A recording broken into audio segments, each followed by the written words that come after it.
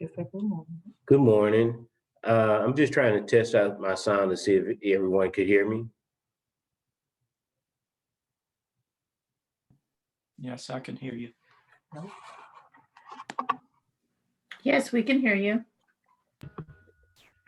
You sound good on our end too. Because it would have moved and you can't hear them either.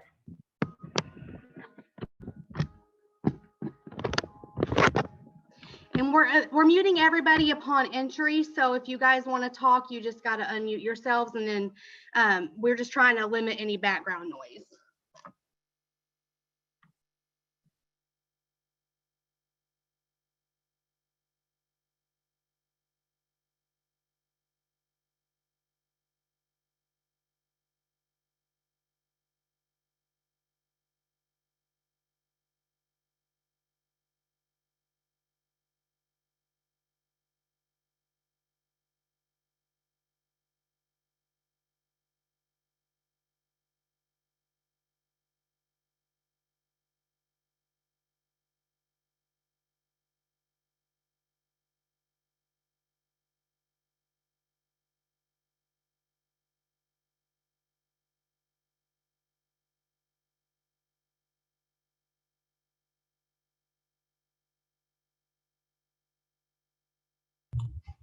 Hello. Hello. Hello. Hello.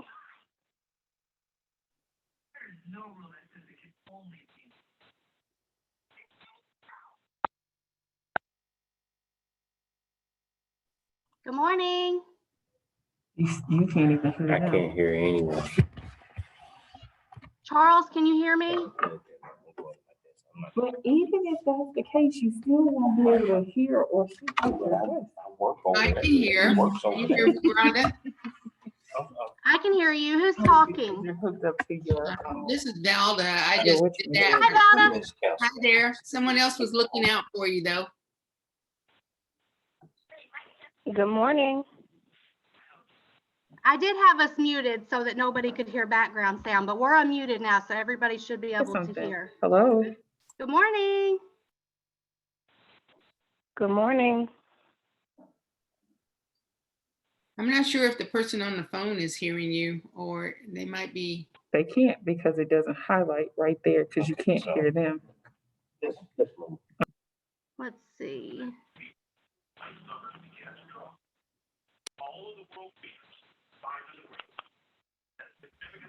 I see the phone number 703-3736. If you can hear me, can you unmute yourself and let me know? I think it's *2 to unmute. Oh, I just seen you mute yourself, so you did. Okay. Can you hear me? Yes, ma'am. Okay, and who is this? Wanda Johnson. Hello, I'm gonna change your name on here so we can see you. Yes, ma'am. How are you? I'm fine. How are you doing today? Doing good. I'm glad you could join us. Yes, ma'am. Good morning. Good morning.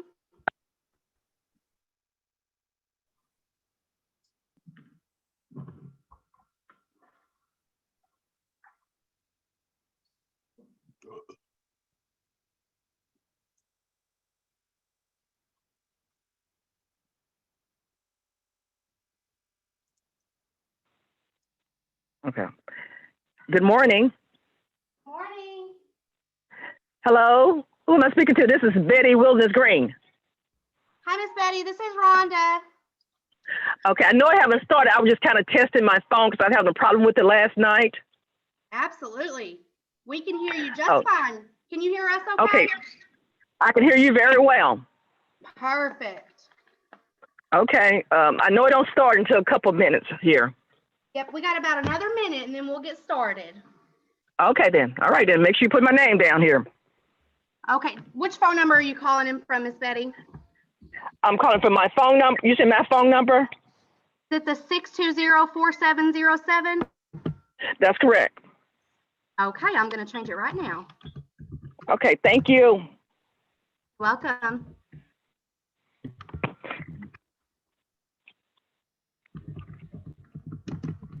And Good Rhonda, morning. Yes, ma'am. now how do I mute it from my phone? What did I do if I'm going to mute? I can mute you on this end. Okay, all right, do that. Okay, thank you. I'm gonna mute you right now. Okay, thank you, because I'm gonna be walking around here. Okay, thank you. Okay, yep. I got you muted, so I can't hear you anymore. Good morning, Miss Rhonda. Morning, how are you? I'm doing well, thank you. Happy you could join us. I'm glad that I could. I'm going to turn myself on for a second and then Okay, I'll be right back. I just wanted to say hello and make sure that my system was working. yes, I can hear you perfectly. Okay, thank you. You're welcome. Good morning, Miss Rhonda. Good morning, how are you? Good. This is Yolanda from the Healthy Hi. Start in Oklahoma City. Welcome, welcome. I'm glad you could join us. Yes, ma'am. Are you calling in also? I'm actually on I have you on my computer too. Okay, Yeah. oh, I see you right there. Perfect. I'll put it back on mute. Okay. And we are fixing to get started. Okay. Okay, Joey's gonna come over and give us a welcome, and then I will do some housekeeping rules, and then we will get started with our first presenter, okay?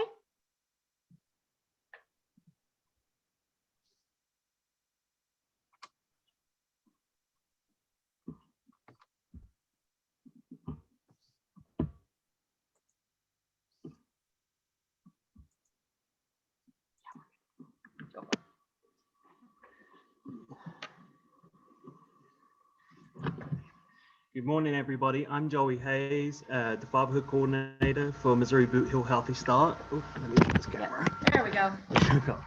Thank you for joining us for today's workshop. I'm excited by the array of great local, statewide, and national speakers that we have joining us this morning. I know they have a wealth of great information to share with us in our goal of helping fathers to raise happy, healthy children. I've seen that we have over 120 attendees for this morning. This pleases me so much as it just reminds us that there are many other people and organizations out there with the same goal of assisting fathers help their children thrive. I hope today you will learn some new information that will help you in the supportive role that we all play. I will now turn it over to my colleague Rhonda to share some house rules and get this workshop started. Thanks again for joining us today.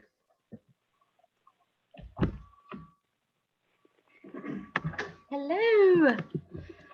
Okay.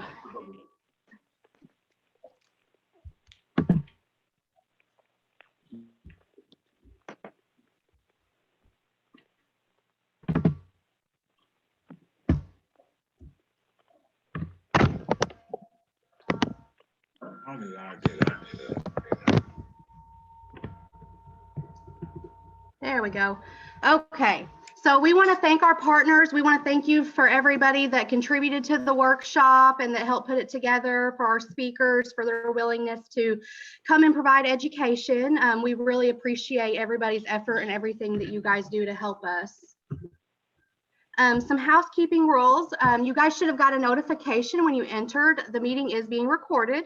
We will make sure that every participant gets emailed the recording by 5 p.m. on November 2nd. We have muted everybody so that we can limit disruptions.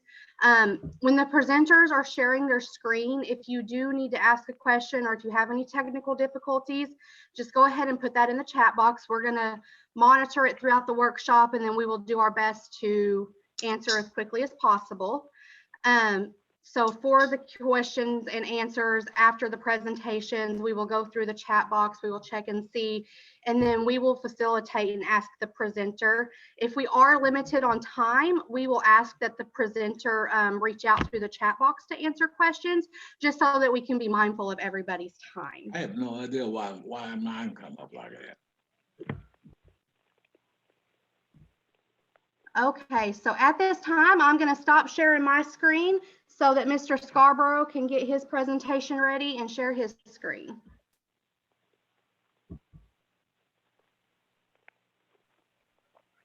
Okay, Mr. Scarborough, you're good to go.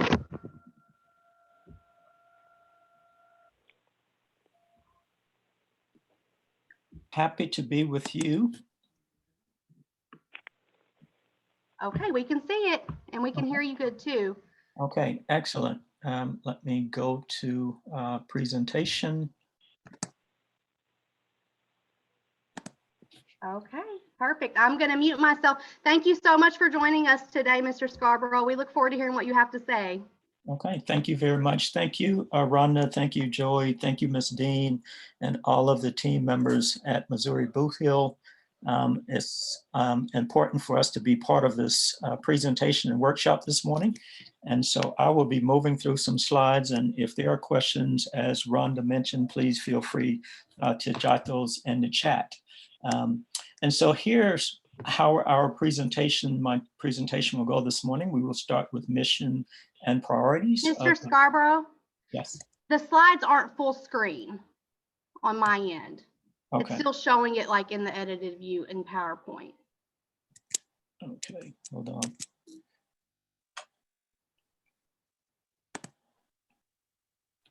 Is that better?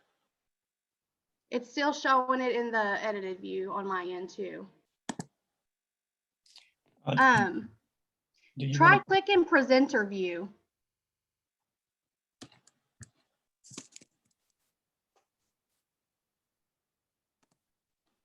See if that'll pull it up full screen.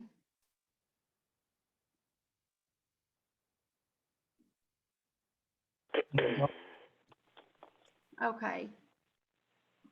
Should we just start over with the stop sharing? Yeah. Okay. Do you want me to share it from my end or do you want to try one more time? You can start from your end so we won't. Okay.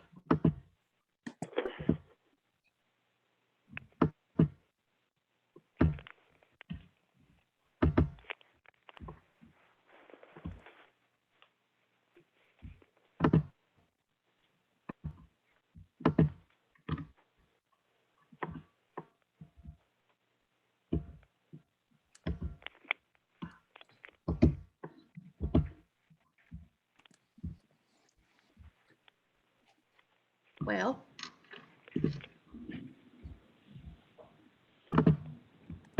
there we go. Okay. Can you see it full screen on your end? Yes. Perfect. Okay, you just say next slide and I'll click through for you. Okay, next slide. So this is our presentation outline for this morning. We're going to start with mission and priority of National Healthy Start Association. We will go over fatherhood and National Healthy Start and our timeline in this work. And then finally, we will talk about current activities and focus with National Healthy Start and our fatherhood component. Next slide, please. Next slide. So the mission of National Healthy Start and our membership organization, we are organized dating back nearly 30 years ago. Our goal is for those federal Healthy Start projects to serve as advocates for those projects. So making sure that there are funding in place to continue this work around healthy birth outcomes. We also wanted to make sure that all of our participants, all of our project sites were well educated around Healthy Start and what that means in terms of making sure a child gets off to a healthy start from 0 to 2. And also we wanted to provide technical assistance or support along the way to make sure if projects and programs are running into problems that we indeed can assist them to move through that. So again, this is a federal effort focused on reducing infant mortality. Currently, there are 101 federal Healthy Start sites throughout the US, including Puerto Rico. And previously, we've also had locations in the Philippines and in Hawaii. And so we have covered the gamut in terms of infant mortality services. So our focus is that around disparity, the different birth outcomes with Black and brown babies to that of white babies. And so the efforts of this federal funding, which is in place, is to make sure that babies get off to a healthy start. We also want to make sure that we're helping our disadvantaged children survive infancy and live longer and more productive lives. And so We know that there are challenges in some of our disadvantaged communities, and we want to make sure through Healthy Start services that are available that our babies can live beyond 2 years and beyond. Next slide, please.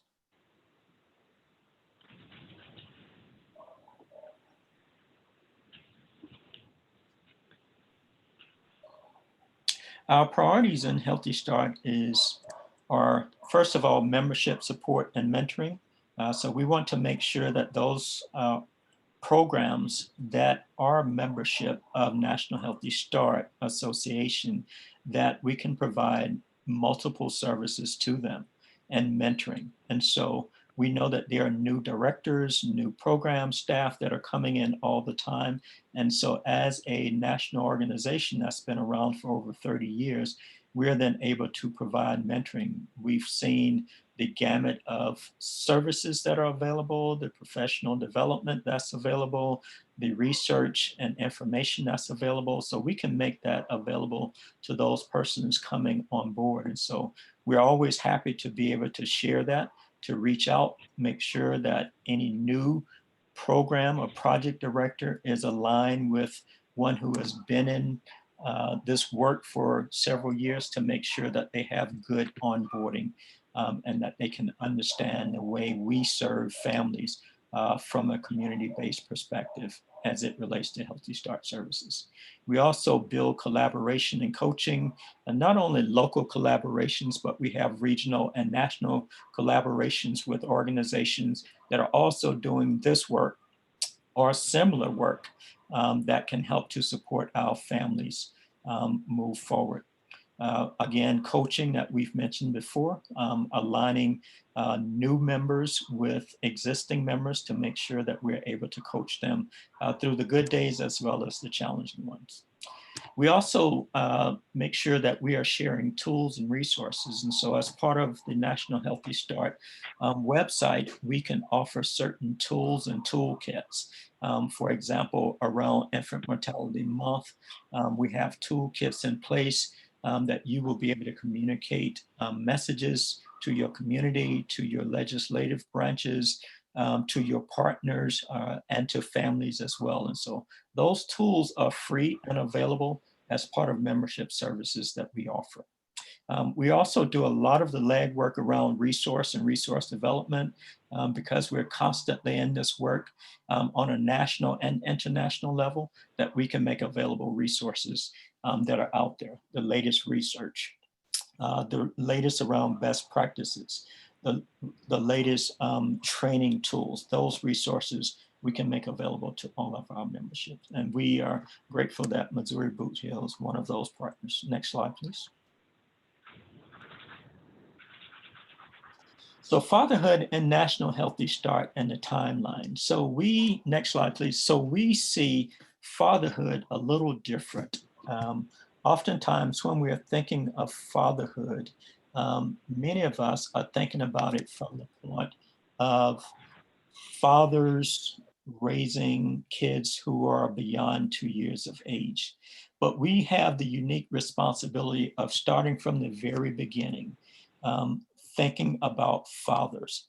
Even before a pregnancy occurs, we understand and know that the father's health is also extremely important. And so to ensure better birth outcomes, we have to make sure that the father is also in a good place and a good position to be able to help towards having a better birth outcome. So when we look at defining fatherhood and Healthy Start, we see it as the state of responsibility of being a father. Also, a term reference to describe the movement that looks at programs and efforts that focus on fathers and their impact on children's well-being. And so again, it starts from the very beginning, that we start looking at fathers from the very preconception perspective, moving all the way through the lifespan and the well-being of children. Lisa Rogers states that a man's worth is measured by how he parents his children, what he gives to them, what he keeps away from them, the lesson he teaches, and the lesson he allows them to learn on their own. This is captured in our definition as the father role, as a provider, a protector, a teacher, and a cheerleader. And so these are some key terms that we use when we are describing fathers. So oftentimes one may think of him as a provider, but he's also a protector, teacher, and a cheerleader as well. And so this is how we define fatherhood in Healthy Start. Next slide, please.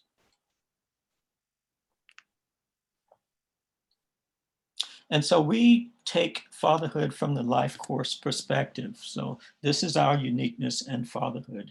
A life course is defined as a sequence of socially defined events and roles that individual enacts over time. In particular, the approach focuses on the connection between individuals and the historical and socioeconomic context in which that individual lives. And so we cannot say that a father can be a father absence of his environment and the sociological impacts that's happening upon him. For example, if a father lives in a community, for example, where there's a lot of emissions from factories, or there are some other life stress situations going on, that is going to impact the outcome of that father's health and the health of that child. And so what we do in Healthy Start is we look at the entire father, the entire man, the entire biology. We're trying to look at his full life course to see how he has gotten to the place where he is. And so that's the challenge of our work. And so those who are coming into fatherhood and National Healthy Start, they have to look at it from a very broad perspective. So you're almost coming in, if you're a fatherhood practitioner, you're coming in almost like a sociologist, or you're coming in as a counselor, or you're coming in as a therapist, or you're coming in as a case manager who is looking at the breadth and the depth of the life of that father when you come in to Healthy Start and into the fatherhood work.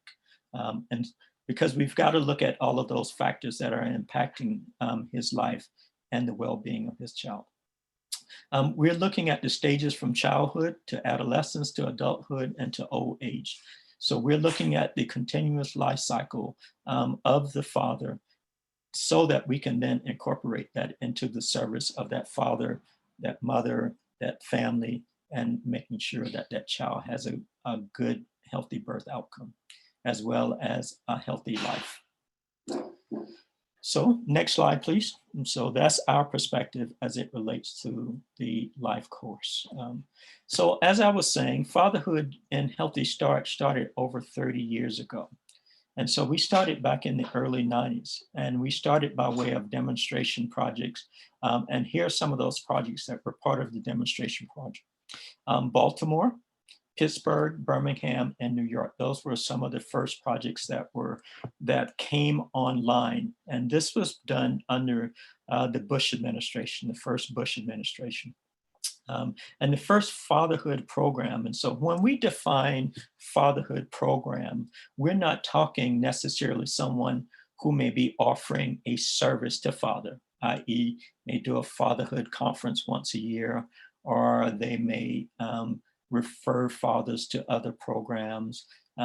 They may do a workshop once a month, maybe. But when we're talking fatherhood program, we're talking the full complement of services. So as soon as a father hits the door, we are doing an assessment to see what services that he may need, whether it's employment, whether it's housing, whether it's case management, whether it's health, whether it's education. So we have on site someone to assist navigating that father through those needs. And we're also providing case management services for him. We are trying to put together life plans for him so that we can then track and follow him along the way.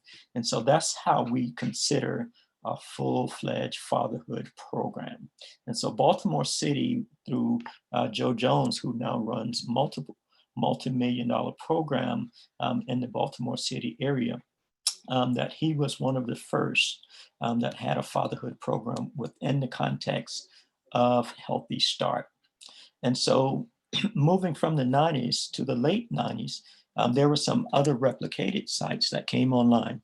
And as we see, Missouri Boot Hill was one of those that came on, offering fatherhood services, moving to Fatherhood Initiative, which is a dedicated amount of services for a particular period of time. And they have since morphed from that to a full-fledged fatherhood program with multiple fatherhood staff, multiple services being focused there. And so Missouri was one of them, and New Haven Healthy Start came online, also offering a network of father services in the late 90s.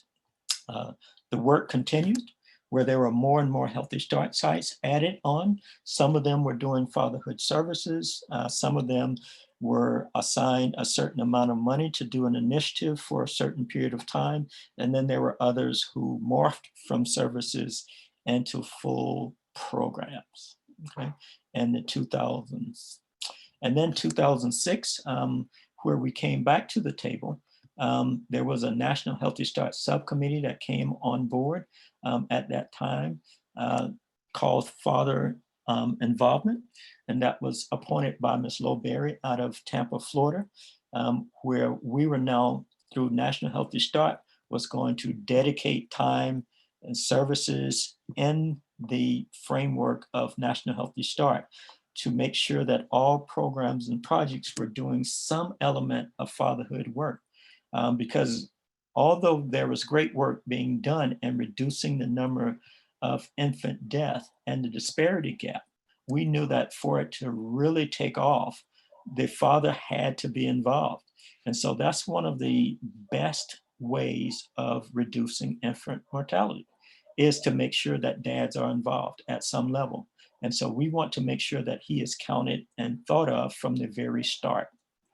And so we went ahead and create a subcommittee at National Healthy Start. I was pulled in as part of that effort to be the father coordinator, if you will, for that work. And we created what was called the Dads Matter Initiative, where we set up work groups. We did survey projects for all those projects that were in place at that point. It was upwards of 105 projects.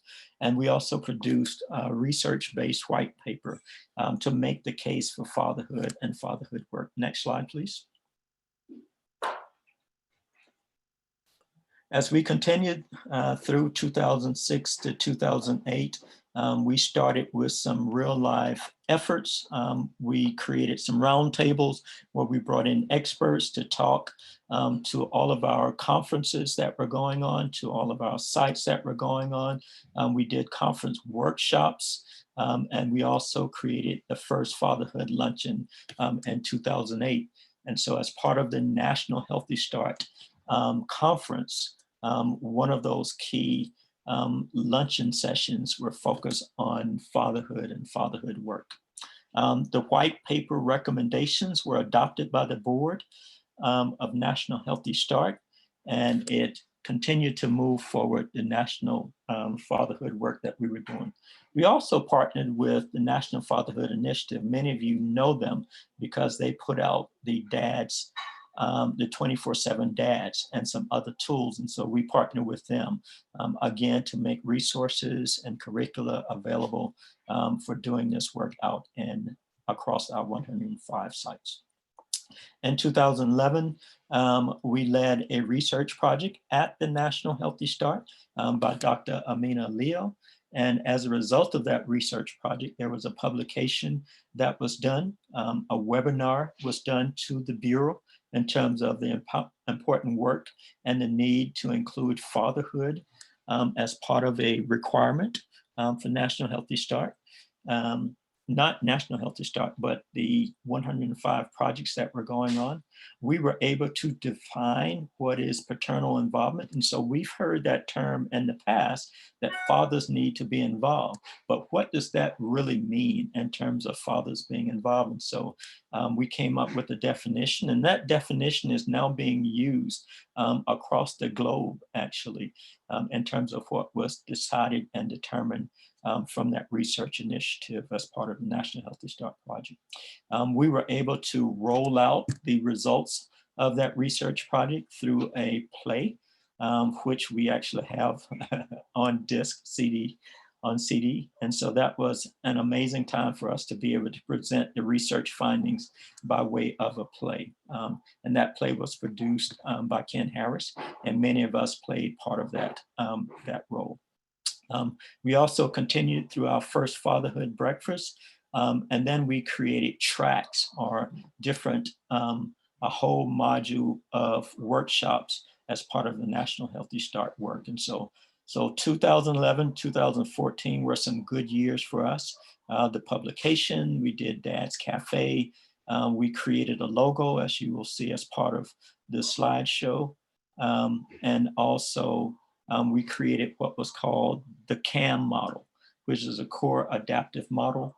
This is a format for any program who wants to create a fatherhood program. This then gives you the framework for doing that. And so that's a model that we currently have in place and will continue to have in place for those programs that are using. We also provide technical assistance and services around making sure you're able to create what we call a CAM Strong Fatherhood program. Next slide, please. And from 2015 was our first National Men and Boys Health Summit. This has become an annual summit, which is a precursor to the National Healthy Start Summit. It is a 2-day summit, 2 days before the national summit, and we bring in national speakers across the US who are professionals in this work. And they come in, and over those 2 days, we talk issues around fathers, doing fatherhood, and men's health. We've had some great presenters and speakers as part of that summit, and we continue that summit even until today, except for this year, because of COVID, we've not been able to do it, but we're in our planning for our big 5th or 6-year celebration in 2021. So please keep watch of that. We've had over 100 participants who participate in that pre-conference summit. Okay. We've also partnered with Men's Health Network as part of our work. And then we have done partnership and awards through the CDC and the Gay Project, pilot project out of Massachusetts. And so we've been funded and have been able to do a Texting for Dads program. We've done CAM training and continue to do CAM training on the road. We've provided National Healthy Start mini grants to several Healthy Start projects for them to be able to do various services around their fatherhood work, and for us to be able to support that and create sustainability around that work. And we've also expanded the summit beyond just our spring conference that we had in 2019, sort of a breakout summit in Tulsa, Oklahoma. And so we also have a part of contract services with NICHQ, which is National Institute of Child Health and Quality Services. And so we provide technical assistance and services under the funded NICHQ work, supporting the 101 current Healthy Start sites. Next slide, please. And so that's the timeline that we have with National Healthy Start services. Again, we've been doing Healthy Start services with fathers, which is unique and different from many other fatherhood programs. Our start with the life course perspective, when we look at the total life of that father in order to provide healthy services for the best outcome for our babies and our families. So our current activities are these. Okay, next slide, please. And so we do, as I just mentioned, we do our National Men and Boys Health Summit. And again, we're looking at a period of May or June of next year in 2021 to do that. And we invite all of you who are on this workshop today to consider being part of that. If you're interested, please feel free to email us and we will add you to our mailing list. We also provide fatherhood practitioners planning team. And so that's a national planning team where we have broken the nation out in regions. And so Missouri Boot Hill and your very own Joey Hayes, he is the point person for your region, which covers Missouri and four other states. They serve as part of a planning team for us to be able to get information from each individual sites that then goes to their regional levels. And then from the regional point person, they come and sit on a national planning team. And we dialogue at least once a month and we roll out various services to all of our program and our partners. Also, we do monthly webinars focusing on education and training for our fatherhood practitioners and their managers and all of those who are part of our funded projects. And so those webinars keep us up to date on the latest and greatest going on. And so they've been trained, whether it's about COVID and fathers during COVID, also how to self-regulate and self-manage during these stressful periods. And then we will be doing workshops, whether it's around how to create programs, how to set goals, and really how around relationship, finances, all of those issues and job training, all of those issues that impact men and fathers. We want to make sure that our fatherhood practitioners, those fatherhood coordinators really know how to navigate and help our fathers in this work. We also look at the creation of universal tools to support our fathers and fatherhood practitioners. So when fatherhood practitioners come on board, we want them to have a running start. And so there are some universal tools, whether it's application, whether it's screening tools, whether it's how to set goals, how to do family life planning. All of those tools we want to make available to our fatherhood practitioners, okay? And then finally, we provide TA and mentoring for our 101 federal health fatherhood services that are out there. And so those are our current activities. Next slide. I think we are near probably Q&A. And so I think I've been able to give us at least 10 or so minutes for QA. Are there any questions, Rhonda, that you're going to be feeling for me at this point? I'm gonna double check and let's see. Oh, that was good. I don't see any questions. Mark had made a comment that was really good, but it says, "It is not flesh and blood, but hearts which makes us fathers and sons," by Frederick Schiller. I might have said his name wrong, but yeah. Let's see, just some thank yous. Okay, Mr. Johnston has a question. Okay. Can you share a link to join the organization? Okay, yes. It is, should I type it in the chat box? Type it in the chat box, that would be great. And then anybody that wants to see it will have that available. And I will copy the link also, and I can send it out in my email with the recording and presentations. So George Colazzo, he said that he is starting a fatherhood program for his Healthy Start and was wondering what kind of resources he could get. Okay, so initially what we would like to do is have a one-on-one conversation, because it's important for us to understand kind of your mission, vision, and goal, because every program is different. And so we would like to do an initial review assessment of what you're hoping to offer, if there's a specific group that you're going to focus on, so that we can then kind of tailor that to your specific needs.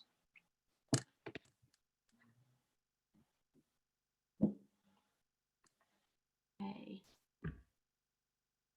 And then, so somebody asked for my email, so I put that in the chat box. Does anybody else have any questions? We'll give a minute for them to see if anybody else responds. The one thing I'd like to say is, so if you're not fully sold out as it relates to doing fatherhood work. Fatherhood work is difficult. We know that men are pretty independent in their thoughts. It can be difficult and challenging to work with us. So you've got to be all in when you're looking at providing fatherhood services. And there's a lot of hurdles that you may have to go through. But once you are connected with fathers and with this work, they're typically in for the long haul.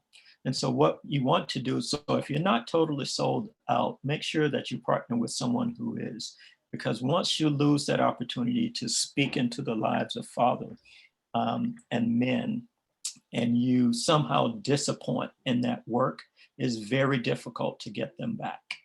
And so you don't want to lose them. So make sure that you're clear on what you're hoping to achieve. Make sure that you are listening both ways, paying attention to what he's saying, whether verbally or non-verbally, so that you can make those connections and make them well. And so we are definitely always here to assist with that, so that you're not going to lose that tremendous opportunity. Thank you for that.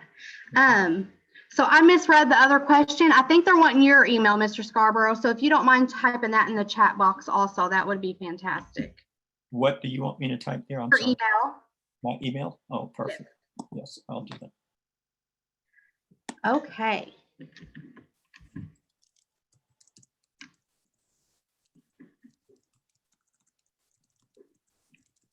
Let's see. And if nobody else has any questions, we will go ahead and move forward. Thank you so much, Mr. Scarborough. That was very informative. I really enjoyed hearing a little bit more about the fatherhood component. That was awesome. You're very welcome. Thank you so much. So if you want to take this opportunity, okay, we're going to stop our screen share on this end. Okay, Mr. Barnes, if you could get your screen share ready.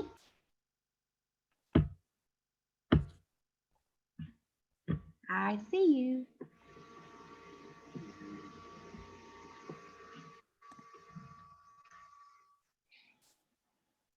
There it is. Okay, I can see your screen, but I can't hear you yet. I don't know if you're saying anything. I can hear you. Better? I can hear you. Okay. Well, perfect. How about I'm getting ready to share my screen? We can see it great. You can see it. Okay, great. Beautiful. Great. And I have the video pulled up on my end. So whenever you're ready for that, we'll stop your screen share and I'll pull it up. Sounds perfect. Thank you so much. Awesome.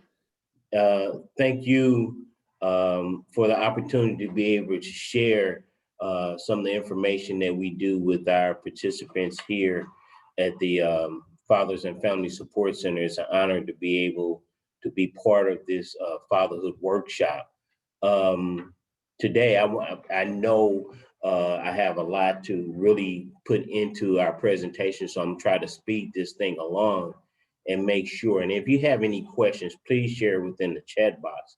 I want to make sure we cover a small overview of how Fathers and Family Support Center has come to be. And if you hear me stutter when I say that, because we just recently had a name change. For over 19 years, it was Father Support Center, and recently we just changed to Fathers and Family Support Center. So if you hear me stutter, that's where we are. Also, I want to make sure that we start talking about and envisioning fathers of the past, present, and future. And I want us at that particular time start to really have the empathy and the vision of what some of your fatherhood experiences had been, or this way we'll see how it really relates to the participants that we serve. And we're going to discuss the father parenting and their roles, as well as how to get fathers engaged into our specific programs. Father Support Center comes from very humble beginnings. I'm very familiar because I was a start in this program back in 1999. So the building that you see now on the screen, that's a building we just moved into in May of 2020. We started in 1997 in a St. Louis housing project in a small school setting in one classroom. And when we talk about humble beginnings, I remember our classroom was also our office. It was also our lunchroom. It's also where we celebrate our graduations and the whole 9 yards. And at this particular time, we have over 50 employees and continue to serve the St. Louis metropolitan area. So it takes a lot to reach the point, if you see the numbers on the bottom, to serve 17,000 fathers and a little over 42,000 children. And that's a great accomplishment because of especially where we are in society today with fathers parenting and just the dynamics of the horrendous situations we have going. Our vision, mission, vision, and goal is really simple. You see the words there, but we strive to change the life of children, also strengthen families and impact communities. We believe that every father is a responsible father, committed to cohesive family relationship, and they want to be a part of their children's lives. And a lot of times they just don't have the tools necessary in order to do that. So from the very beginning of Father Support Center, we looked at the children that was not doing the things or getting the rites of passages that they should have been getting to make them successful individuals. And we wanted to make sure we started from the head, which the father should be the head of the home. And in our society today, we understand there's a lot of single parent homes. There's a lot of mothers doing that job of making sure that the children are being taken care of, and that father's role is not as significant as it should be. So again, we want to make sure we're doing our part to change that children's life, giving them the best opportunity possible for them to be successful in life. Our services is part of a holistic, comprehensive array of services that introduces responsible behavior. Our family formation program is 6 weeks in the classroom, but actually it's a year-long program. And in doing that program, we want to address all those situations with the individual that's enabling him to not be successful in his children's lives. We go over topics such as personal responsibility, communication, manhood and relationships, fatherhood, and job readiness. Because again, a holistic, comprehensive approach would help satisfy the whole man instead of part of the man. We also, with our parenting and partnership, when I talk about strengthening the families, we have to, while the man is going through our program and he's getting all these great services, however, he still has a significant other that he has to go back and address. So in our parenting and partnership program, we introduced the part of co-parenting. So we have our women come into our program, they get the same array of services that our men do, and we want them to go back and bring their men into the program as well. So now the whole family is working toward being successful.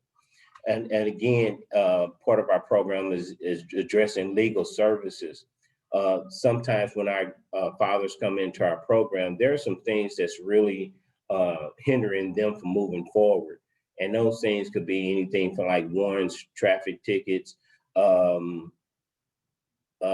also just the fact of having child support on their records, and it's prohibiting them from getting employment and things such as that. So our legal services addresses those things, as well as visitation and custody, to make sure that that father can be part of their lives. We also work with employment mentoring, and in order for a father to really be responsible, he has to be financially responsible as well. We want him to be mentally and emotionally involved in his child, with his child. However, we want to make sure that he establishes economic mobility and stability so that he's able to significantly be impactful in that child's upbringing. So we start with the core factors, if they have high school diplomas or not, or GEDs if they have credential training, and we try to move them into the aspect of not only just obtaining a job, but a career. But we start them from where they're at and we move forward. Also with the reentry services, even though we have returning citizens coming from incarceration, guess what? They're still men, they're still fathers, and they want to be a part of their children's lives. So we address those returning citizens as well to make sure that they have the tools necessary to engage into employment and to do the things that help them transition themselves back into the community. Our youth and leadership and development is all about prevention. I'd rather see a child now than to see them later.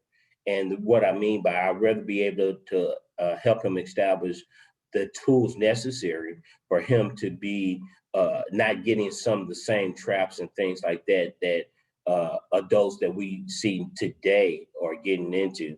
So I've always said that since our prevention has started back way in 2002, where we were engaging into elementary schools and middle schools to help them with prevention of gang violence, substance abuse, teenage pregnancy, also some financial education as well.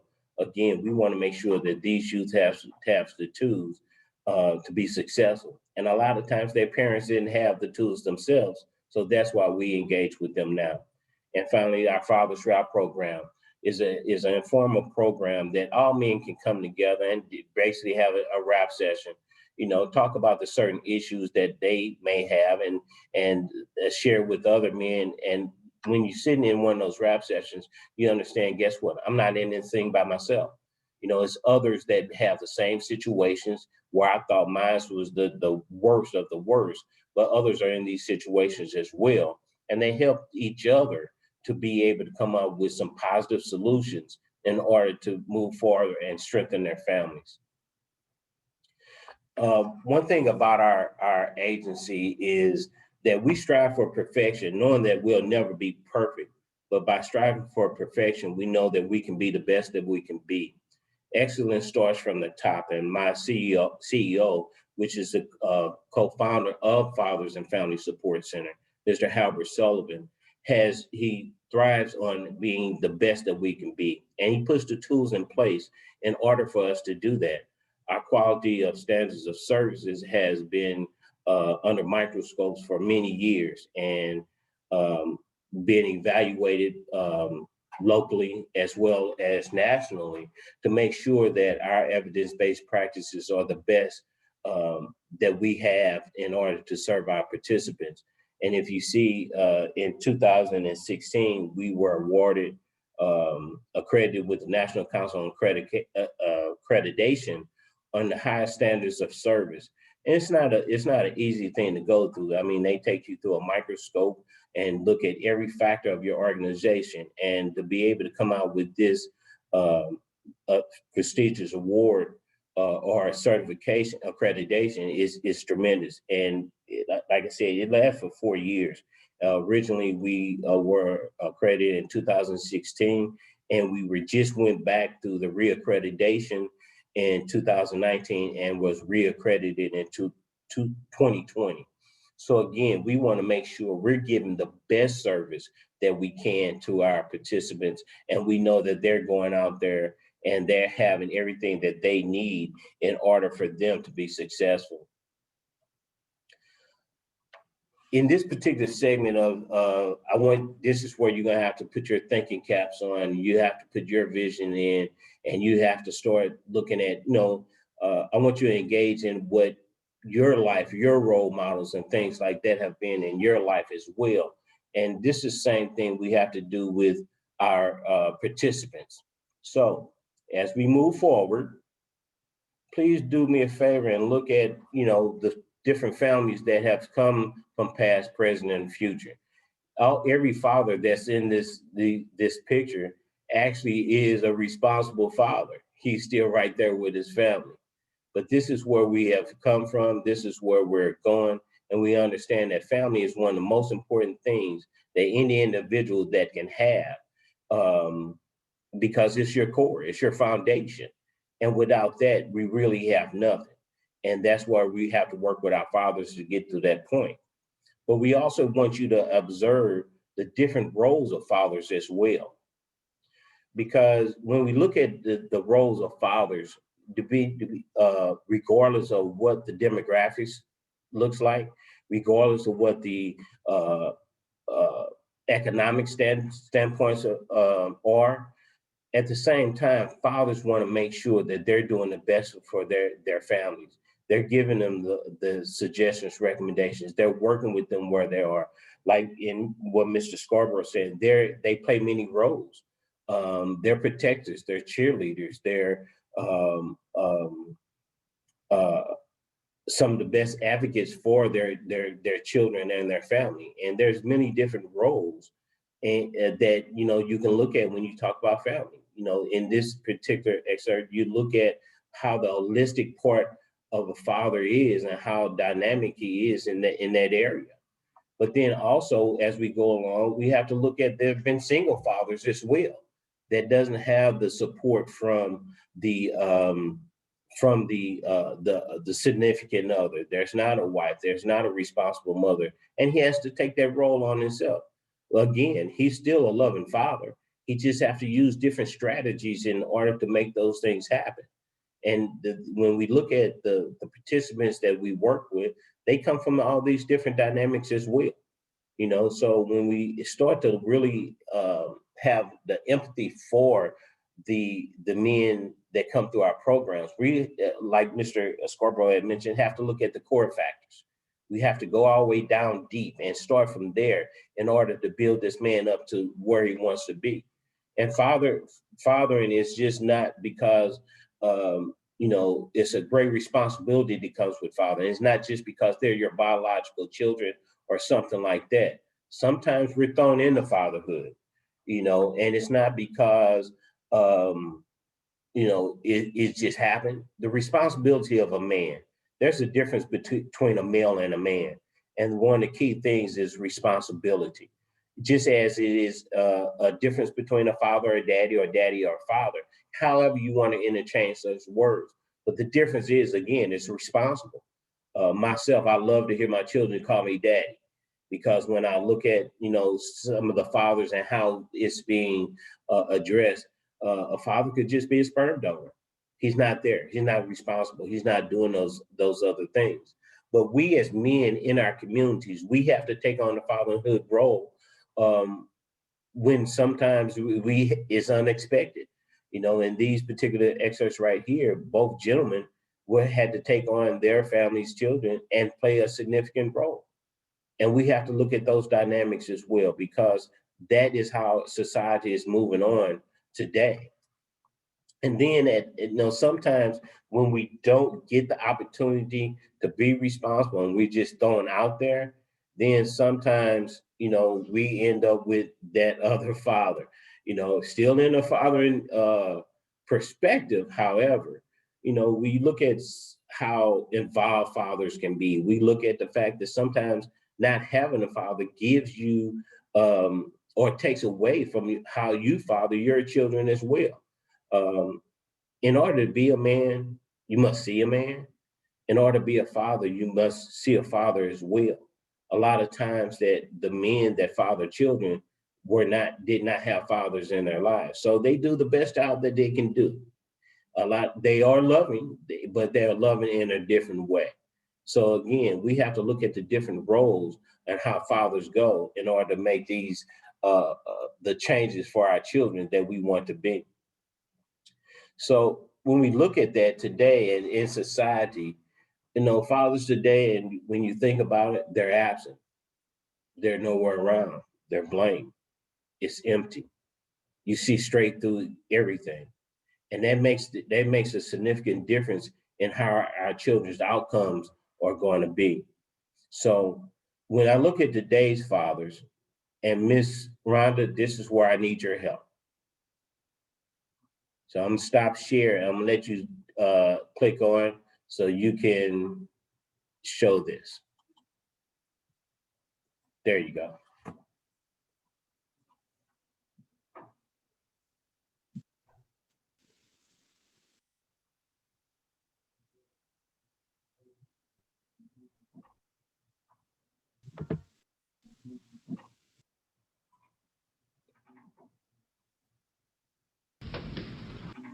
those boys are much too much. Those boys are much too much. We got the spirit.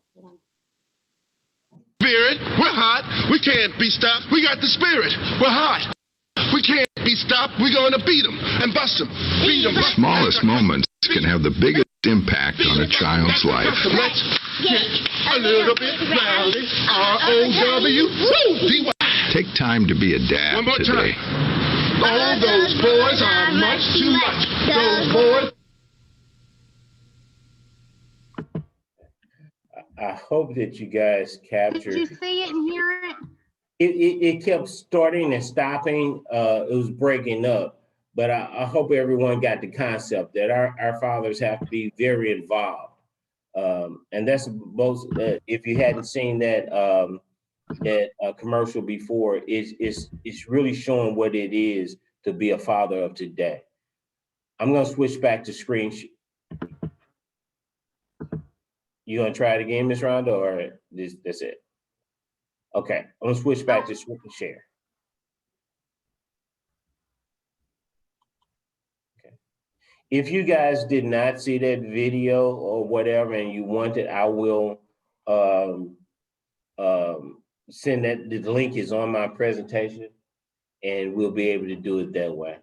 So let me get back to the presentation and see if I can go back in the screen share. Have a little trouble. Hold on 1 second.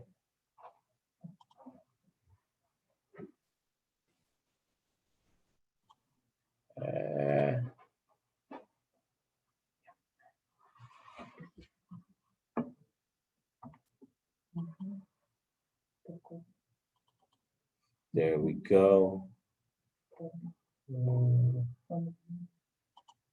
And I'm gonna come down, and we got to right there. Let me go back to slideshow.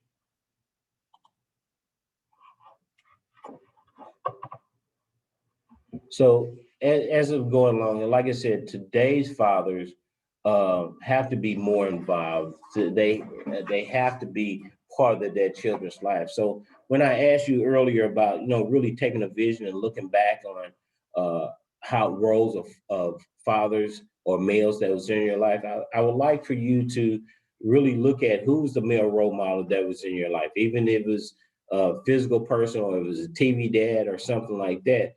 And what do you remember most about that time spent with those individuals? I'd like to see some of your answers as well. So if you don't mind, share some of those things in the chat box. And I'd like to see, because that male involvement, I can think of my own football coach. My father wasn't in the home, but my football coach became that surrogate father. And it doesn't matter where he comes from. It doesn't matter what race, gender, creed, or whatever. As long as you have that positive male role model in your life, they can help lead you through some of the life's issues. So please take a time and reflect upon your own male role models, and then see how they have truly impacted where you are. When we talk about those male role models, and a lot of them have been fathers and things themselves, we have to look at the characteristics of what fathering is really about. And one of the main things about being a father is providing love, guidance, and discipline, and healthy emotional state. As previously stated, if you're not healthy, how can you produce a healthy child?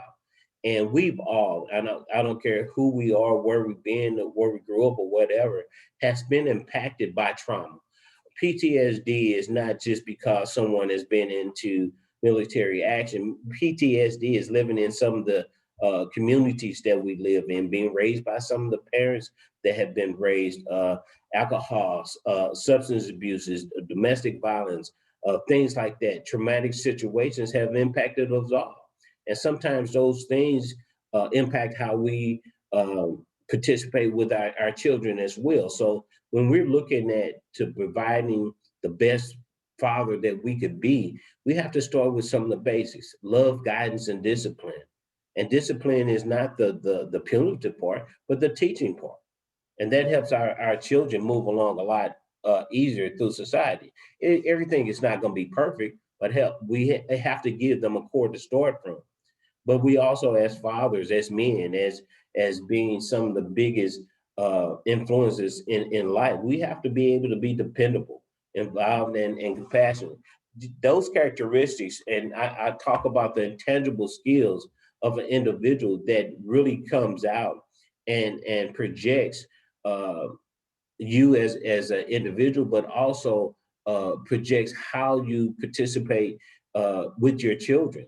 You know, having empathy, being there, putting yourself in their shoes. Those things play a lot. We have a segment in our curriculum in our 6-week class we call what's it been like. So we want to think about what it has been like for you as a child, and then at the same time, how do you see yourself as a father today? And, you know, as a father, we have to be able to use empathy. We have to be able to teach our children without being harsh and being verbally abusive and things like that. So the characteristics that go into being a father are some of the things that can be detrimental to what your child's upbringing can be. Also, the thing about it is, you know, you being an involved father, that means, hey, I got to go to baseball practice, the cheerleading practice. When I showed you the video commercial shot, actually, I could really attest to that because I have 2 children of my own, and my son was in Little League football and baseball, but my daughter actually was a cheerleader from 4 years old till she was 12. So I had to practice with the pom-poms and things like that. But that also creates that bonding with your children. You know, just the small things. Even I don't care what age they can be. Those activities are long-lasting things that they'll be able to give to their children. It can be easy as taking a 75-cent can of shaving cream, pouring it all on the table, and just rubbing your hands through it. That interaction with children makes a big difference in their lives, and that becomes that bond that lasts forever. You know, because a lot of times people don't understand. They think that dads are just not want to participate or don't love their children and things like that. Dads do love their children. They just don't know how. I ask men all the time, do they love their children? They say, yeah. They're talking about from a mental and emotional standpoint. They're talking about the words. But love also is stability. You know, making sure that these children have a food to eat, making sure that they have life insurance and medical insurance, making sure that you're at the schools talking to the teacher, knowing who the teacher is, knowing where the school is. All of these things are part of loving a child. And dads do. We have a lot of dads that's so heavily involved in their children's life, you wonder if they have a mother or not. But no, dads are like that. They want to be have that significant role. And it's our job as practitioners be able to give them the tools necessary for them to be able to help these things out. But we want to, in order for them, a lot of times, they just don't know how. One of the favorite words that I use in a lot of my presentations, and I apologize now for offending anyone, is the word ignorant. Because a lot of people don't understand that ignorance is not a bad thing. Ignorance is just the lack of knowledge. And a lot of our fathers don't have the knowledge to be a father. And it's shameful that it becomes shameful when you don't strive to get the knowledge in order to be the best father that you can be. And in our roles as practitioners, that's what our job is, to provide them with that knowledge, those tools, in order for them to be the best fathers that they can be. And not just the fathers, the men, the citizens in communities, the employees, the whole 9 yards. So we have a big job to do, and we have to make sure that we're doing the best job we can to make sure we engage these fathers. Now, when you work with men, it's a little different. I've been doing this, working with men since 1999, and I enjoy what I do. I enjoy giving back and things like that. But we have to look at what are the factors that come from our men, and what are they missing? You know, this the fact that they don't have the knowledge. They have different things going on or different dynamics when it comes to working in relationships, things like that. They say, what is it? Men are from Mars, women are from Venus, or something like that. Yeah, we different in many different ways. The men have different attitudes. One of the biggest things I understand is being environmentalized is one of the biggest detriments that an individual can have, and it's just coming up in a family dynamic that wasn't positive. Those things make a difference, you know, and a lot of times these guys have different limitations, no high school diploma, no economics, no resources and things like that. So they come with different things that makes it a little bit tougher than working with women. When we look at the fact about the mothers that we work with, they have no choices sometimes. They have the children. They have to make sure. And we have to make sure we engage our men to see those differences as well. You know, a lot of times, as they say, you know, when my CEO changed his phrase a little bit a long time ago, he said a lot of times fathers are not dead beat, they're just dead broke. And then when you have that particular essence of being dead broke, then sometimes you got pride and ego that comes in. Well, if I can't bring money around to my child, I might as well not be around my child at all.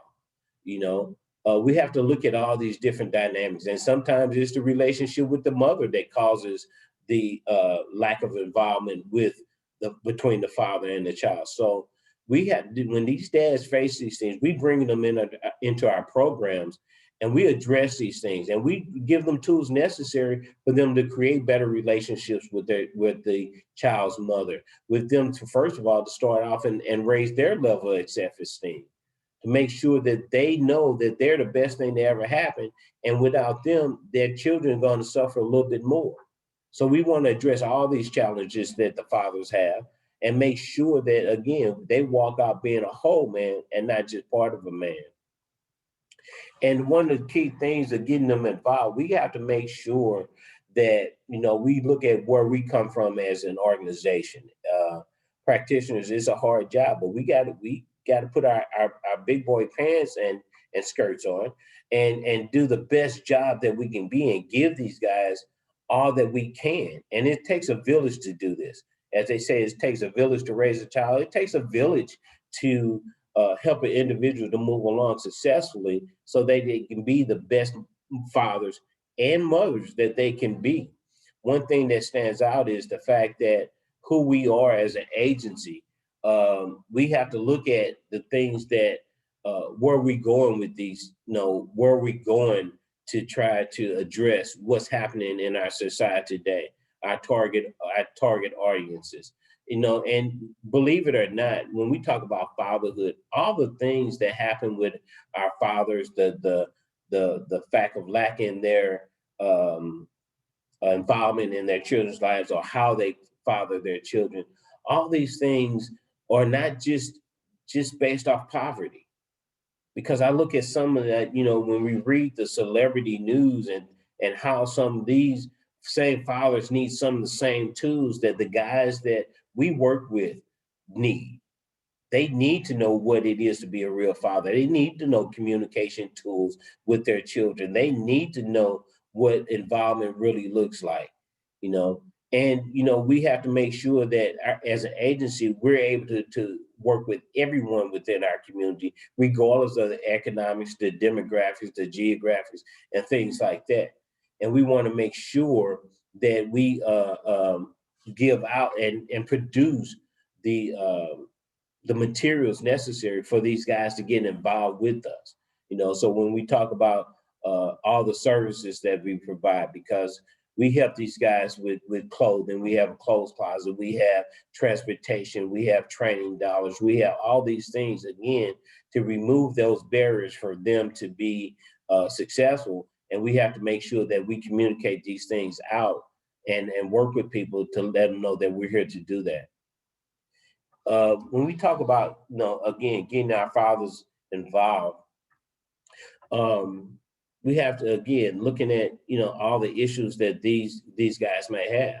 A lot of times we working with individuals that never been to school, may have mental health issues, may have economic issues, especially like mental health. We have family therapists on staff to make sure we can address some of those concerns that doesn't allow them to get to move forward in their children's lives as well.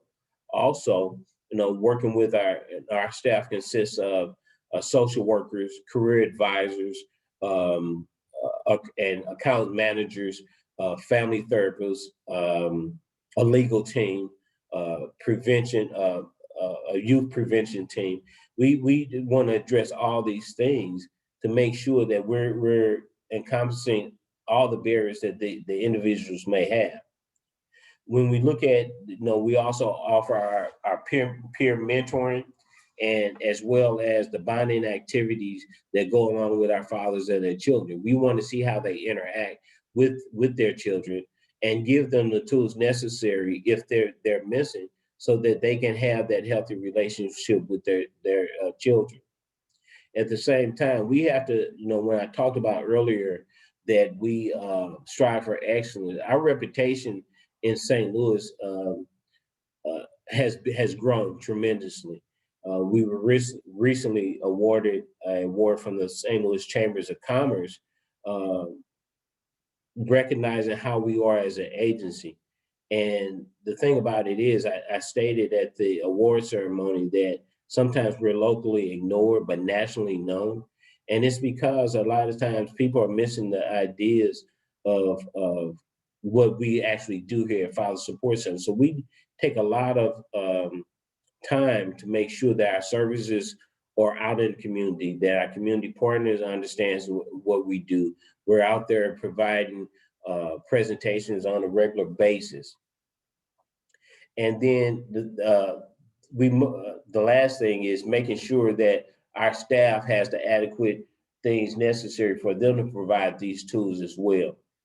I want to leave off by sharing with you, there's some different websites where you can learn more about fatherhood and what things that you could do to engage in different activities. And I believe that's it for me. So again, reading this last slide, fatherhood is not about leading children, it's about holding their hands and walking with them wherever they lead. Thank you. And if you have any questions or comments, please feel free to share. Okay. Thank you so much, Mr. Barnes. That was wonderful. We do have a couple questions, so let's see. Gotta find them real quick.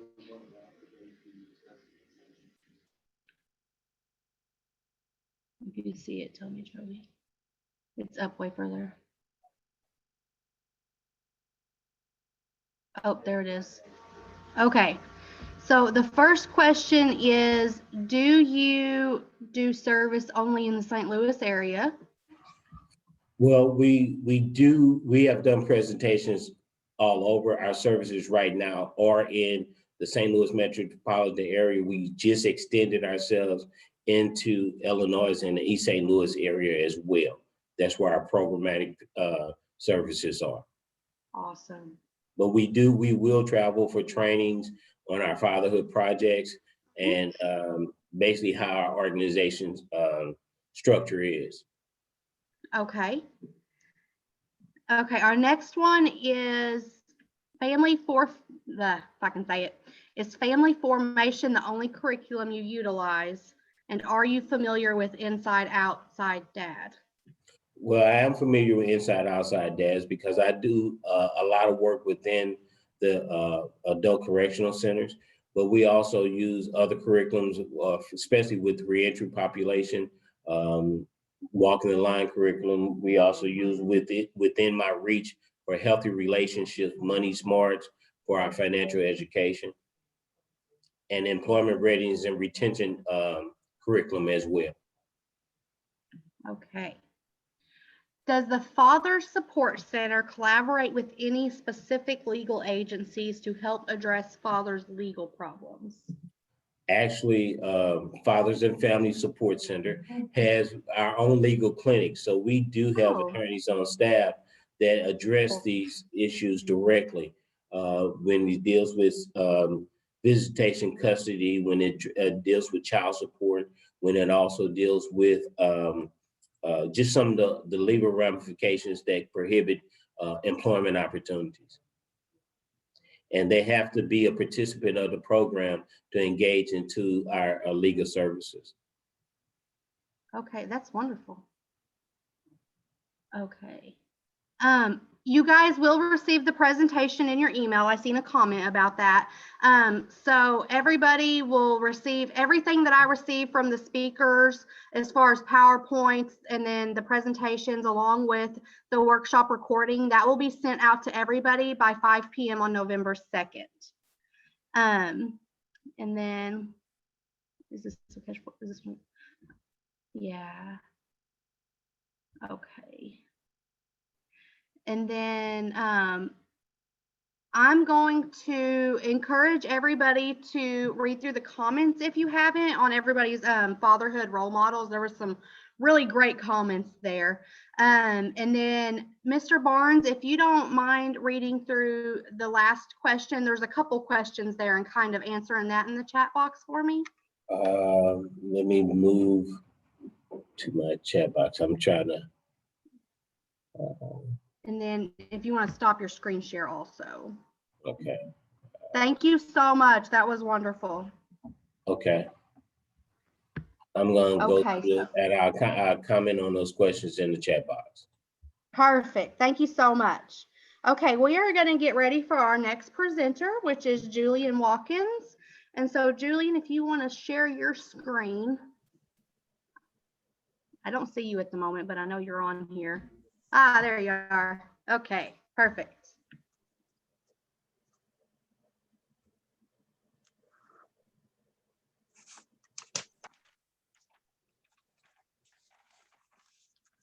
I can see your screen. It's just not a full screen yet. Oh, it worked for you. Okay, perfect. Okay, and then we can't hear you yet. All right, how's that? Okay, perfect. I'm going to mute myself and hand it over to you. Thank you so much. Excellent, thank you. All right. Usually I start off by asking how everybody's doing, but these virtual speeches are a little weird, so it's hard to really get any interaction. You guys are actually the first ones to get the speech from the new virtual studio, so this is exciting for me. We're trying to shift to the virtual world with COVID and everything, so things have been weird lately, as you all know. So like she said, my name is Julian Watkins, and my topic is going to be the power of the male role model and the power of fatherhood. And the picture you see on the screen there is me and my beautiful daughter, Charlotte. We call her Charlie, and Charlie actually turns 2 tomorrow.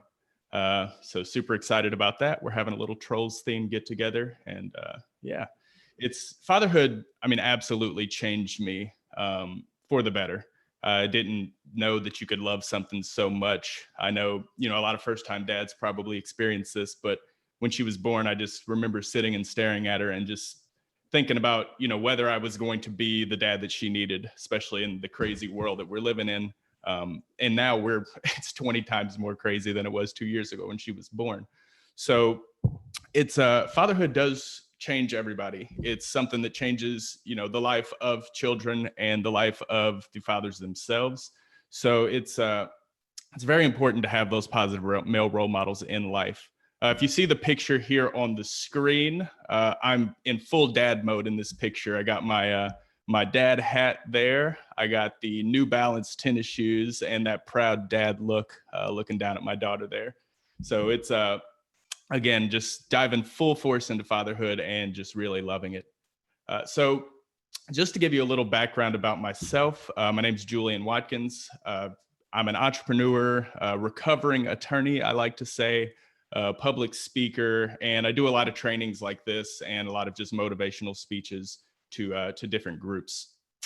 Also, part of my, I guess, brand and something weird that I've gotten into is doing a cappella rap battles all across the country. It's a super weird hobby. I got into it about 5 years ago, and they eventually just started paying me to do it. So it was one of those things where I kind of kept it hidden because it wasn't really the message that I wanted to push out to the people. But at one point I started realizing that the individuals and the youth that I was, sharing my message with, I was kind of embarrassed to show them my rap battles because it wasn't talking about, positive things, and I wasn't portraying that positive male role model that I should have been. But I did at one point kind of figure out a way to mold the two. And I thought that this presentation would be something that would be a good opportunity to kind of showcase that. And just kind of, it'll give you an idea of me and kind of my backstory. And it actually has a story within the message here from this particular round from one of my rap battles. So I'm going to switch my screen here, and I'm going to share this. And I'm just going to let you guys take a look at this real quick. So just a little backstory. My opponent's name was Father Focus. And he was a, ex-criminal, same as myself. So it was an opportunity for me to get to address that, being a father and being that positive male role model. So just a little entertaining something to get us started, just to kind of break the mood a little bit. So I'm gonna play this for you here.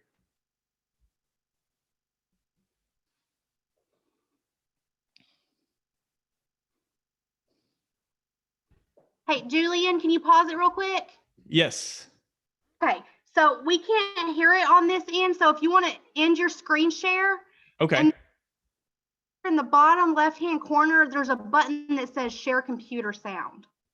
Okay. Sure you select that. Share computer sound. Let me see here.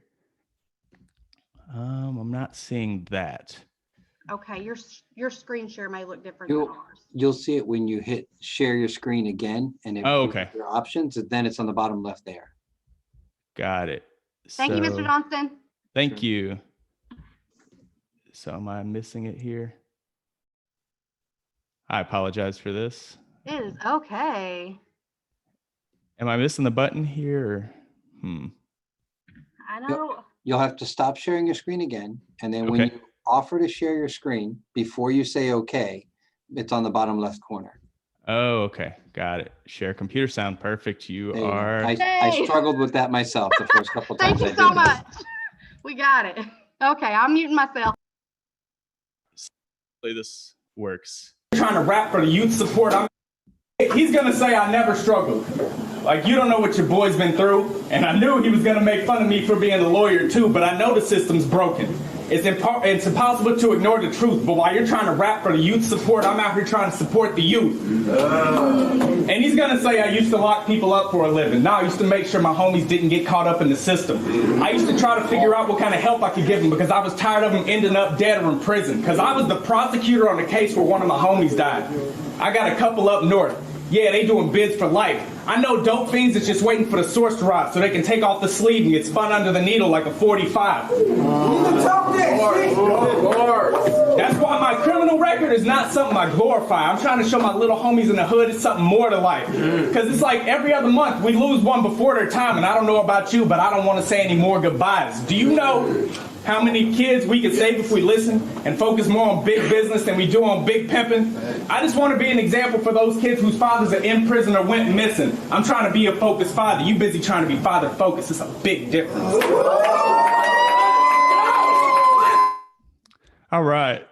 So yeah, that's a little bit, just kind of a glimpse into my battle rap world and the way I've kind of been able to mold those two. And the reason I did that is honestly because of these guys right here. About, I'd say 5 years ago, I was a basketball coach down in Cairo, Illinois. And this was my first crew of basketball players. This is us lifting our, I think, second place state trophy there. Just an amazing group of guys. And yeah, I always tried to act as a father to them. Before I was a dad, I felt like I was a dad with these guys. Specifically, there's a couple of guys in here. 3 of these young men here are actually now in prison and have been in and out of the system. 3 of the other ones have also been in jail or not in jail currently. And 1 is actually not with us any longer. So the one in the middle, the little guy that looks kind of like me, That's De'Eric, and he was my little buddy, and he actually ended up moving in with me whenever I was a basketball coach. And yeah, I mean, he actually, funny story, he got arrested once because they thought he stole a bike. He didn't. But I got a call from the police station saying that they had my son at the police station and I needed to come down there. And I obviously didn't have a son at the time, but I get down there and De'Eric is sitting there, yelling about how his dad's a prosecutor, because I was a prosecutor at the time, obviously also not his dad. But he was just that kind of kid. Like, he was super smart, knew exactly what to say, knew exactly what to do, very charming. He graduated high school and got a job as a welder. He was working down in Charleston, Missouri, and just doing amazing. And actually, unfortunately, was shot and killed last year as a result of, being robbed because somebody thought he had money. He might have had like $200 in his pocket, but so he was shot and killed. But he was one of those kids that was making a positive impact and doing positive things with his life. And one of those just success stories that I saw. And this was last year. So this one hit a little harder. And again, was one of the reasons that I felt the need to make that video about, talking about being a positive male role model and a father. So this wasn't the only time that this happened. Again, when I was coaching, we had one of our point guards that was shot and killed. And actually, I ended up having to be the head prosecutor on his case. And that was what you heard about in the rap battle there, was whenever I had to be the prosecutor on the case where one of my homies died. My homie was my basketball player, my little buddy. So it just goes to show that regardless of the positive male role models that kids have in their lives, we can't pour enough into these kids. There's no such thing as doing too much for any of these kids.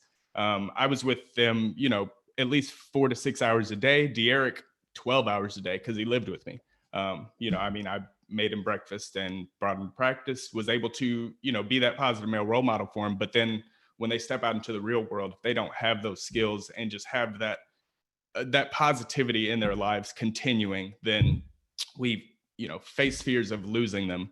And, to gang violence, to the streets, to jail, to drugs, to alcohol.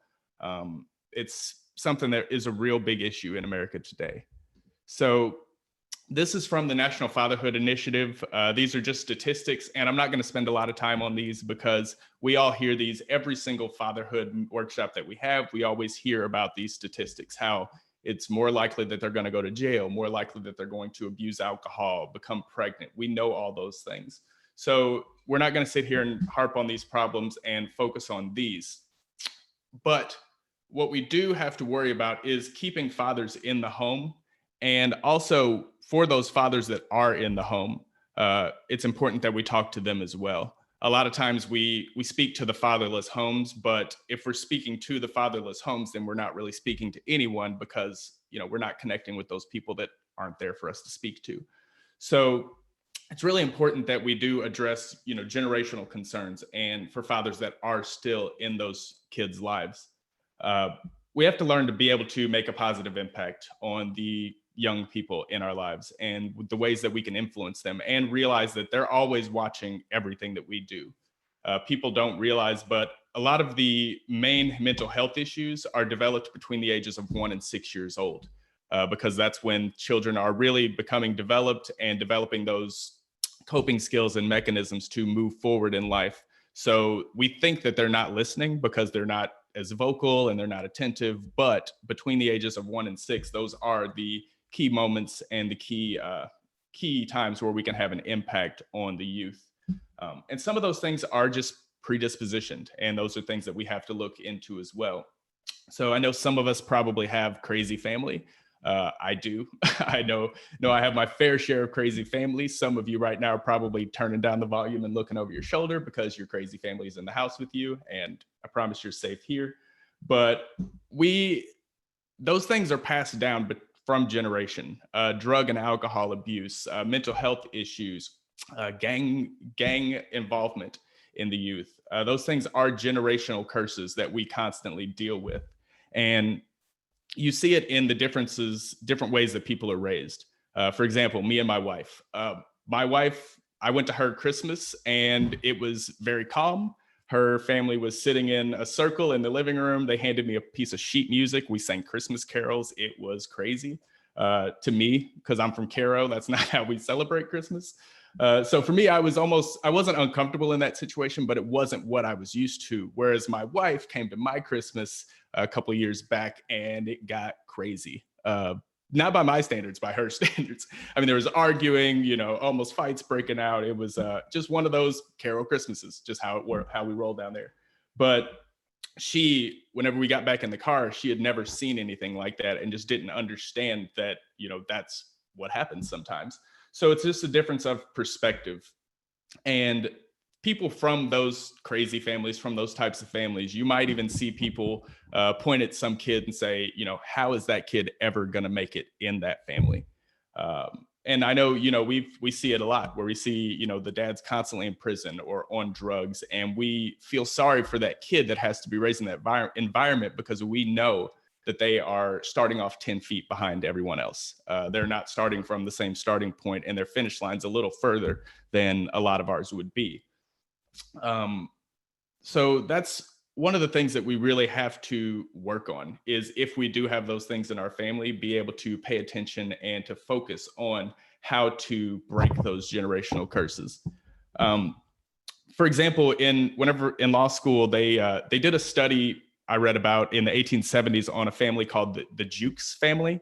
And the reason they started this study was because they had 44 inmates in New York with the last name Jukes. And this is back in the day when, the prison systems weren't as crowded as they are today. So having 44 inmates with the same last name was, kind of a crazy situation. So they started to look into it and they realized that this whole family had been generationally criminals. They looked into the background of the family. They did the family tree, traced it back to the patriarch of the family, who was also a criminal.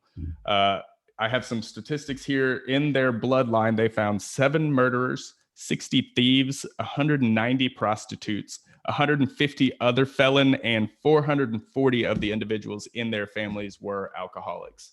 And it's pretty telling that became the norm in that family. So having that family together and having that tight-knit family wasn't the cure that we see today and that we talk about, that if the father was in the home, then we would be able to change the situation and that kid would be better off. There are certain situations to where having that father in the home and having the family together, we're just feeding into those predispositions and those things that are going to happen. Those people, they met with their family and they weren't, going out to play basketball together or going out to a family reunion and cooking barbecues. They were getting together and stealing and robbing. So that just became the norm in that family. And I've seen that in my own life. I've come from a long line of, alcoholics, drug addicts, and we come through these situations like DARE back in grade school, and you hear about all the dangers of using drugs. And then you see the dynamic of it happening in your own family, and you say, that's never going to be me. I'm never going to be that person. I am never going to use drugs. I'm never going to put my family through that. And, it's never our plan to do that. But for me, my whole life, I wanted to become a corporate attorney. And I've struggled when I was younger, just growing up in kind of a crazy environment, have some, mental health diagnoses that still, affect me, that I still cope with to this day. And back then, trying to become a corporate attorney was trying to overcome those mental health issues, that depression. I felt, if I can just fill my pockets with a bunch of money, then I'm going to be happy. Or if I can become an attorney, wear a nice suit, look good, walk around, be confident, then I'm not going to be this nerdy kid from Cairo anymore. So my whole life was focused on becoming that corporate attorney to get away from my mental health issues and the things that I've been struggling with. And throughout the years, I self-medicated with all different kinds of drugs, alcohol, and eventually, somehow, by the grace of God, became a corporate attorney. It was probably one of my biggest failures, I would say, even though I was, that was my goal in life, was to become a corporate attorney. But I realized that I was living somebody else's life and just feeding into these mental health issues of, this cognitive dissonance of who I am versus who I'm trying to fit myself into. So I fell into the same trap that members of my family did. I was drinking heavily, doing lots of drugs. Came to the point to where, I had to quit corporate law. I had a situation one night where I went to the hospital and I did too much and thought I was going to die. And it was a life-changing situation and made me realize, like, now I'm falling into the same traps that I always said that I would never fall into. And it was a huge wake-up call. And I quit corporate law and went back to become a janitor at my old high school. That's how I got the basketball job, and just started trying to feed back into the youth and figure out exactly where it was that I went wrong, what it was that would have helped me to move forward, and just kind of figuring out life in general, what my passion was, what my purpose was, where I fit in, because I never found that growing up. I never found the place where I fit in. So in going through this, I, kind of started developing different theories on how we can go forward and help youth and help kids to, not fall into some of those traps. And in doing that, I came up with this 4-pillar system, basically. And the 4 pillars are vulnerability, communication, collaboration, and love. And if you've heard me speak before, you've heard me talk about this. And I'm not somebody that's going to, make up new information just for a new speech. It's what I think works, and scientifically proven that these are things that can help to cure mental health issues. And these are ways that if we implement them when kids are young and when we are really able to have that effect and that impact on our youth, then we would be able to make huge changes. It would be the catalyst to change if we could just implement these 4 steps and really pour into our youth. So Frederick Douglass said, it's easier to build strong children than to repair broken men. And that's absolutely true. We spend so much of our lives learning stuff, and we get to, at my age, in my situation, I was 26 years old whenever I, had that situation where I went to the hospital. So I didn't even realize I was broken until then. But fixing those issues and unlearning things is way harder than just learning them to begin with. So the first pillar that I want to tap into is vulnerability. And the definition that Merriam-Webster gives of vulnerability, and I promise I'm going to make this fun. This isn't going to be a bunch of definitions, but the definition of vulnerability is the quality or state of being exposed to the possibility of being attacked or harmed. And that honestly makes vulnerability sound terrifying. It doesn't make it sound like something that you want to do. It doesn't make it sound like, wanting to open up to people and be vulnerable, because you're just opening yourself up to harm or attack. So what I suggest is that the definition of vulnerability really should be this: the quality or state of being exposed to the possibility of compassion and understanding. How many times have people come to you and been truly vulnerable and had a real problem in their life, and you've shunned them or turned them away or judged them? Most of the time, if somebody feels comfortable coming to us and being vulnerable with those issues, we're looking for ways to fix it. We're, empathizing with them, sympathizing with them, just trying to figure out how we can help. One of my mentors told me that the strongest phrase that you could ever use is, "I have a problem and I need help." And that's absolutely true. As a drug addict, as an alcoholic, I was, just in my house by myself, doing drugs, drinking, and not ever asking for help. But once I saw that I actually needed help, I got involved in therapy, went to, Alcoholics Anonymous, and just really worked through a lot of those issues that I was able to do. Had I never been vulnerable and said, "I have a problem and I need help," I can pretty much guarantee you that I wouldn't be here today. It's that strong support system that you need. And that's what we have to open up to our youth. A lot of times in Cairo, in the Black community where I'm from, it's not cool to be vulnerable. It's not cool to cry or to open up. And, you're always just told to suck it up and be a man, especially as men. We're told to suck it up, be a man, and deal with it. This is just, you being a punk. You just need to, figure out how to cope with this. And that is absolutely wrong. We have to be willing to let our kids open up and talk to us and tell us what those things are and be able to communicate those things. And I think the reason that we aren't vulnerable is because we confuse vulnerability and insecurity. And insecurity is believing something negative about yourself, but vulnerability is whenever you're willing to accept it and willing to move forward.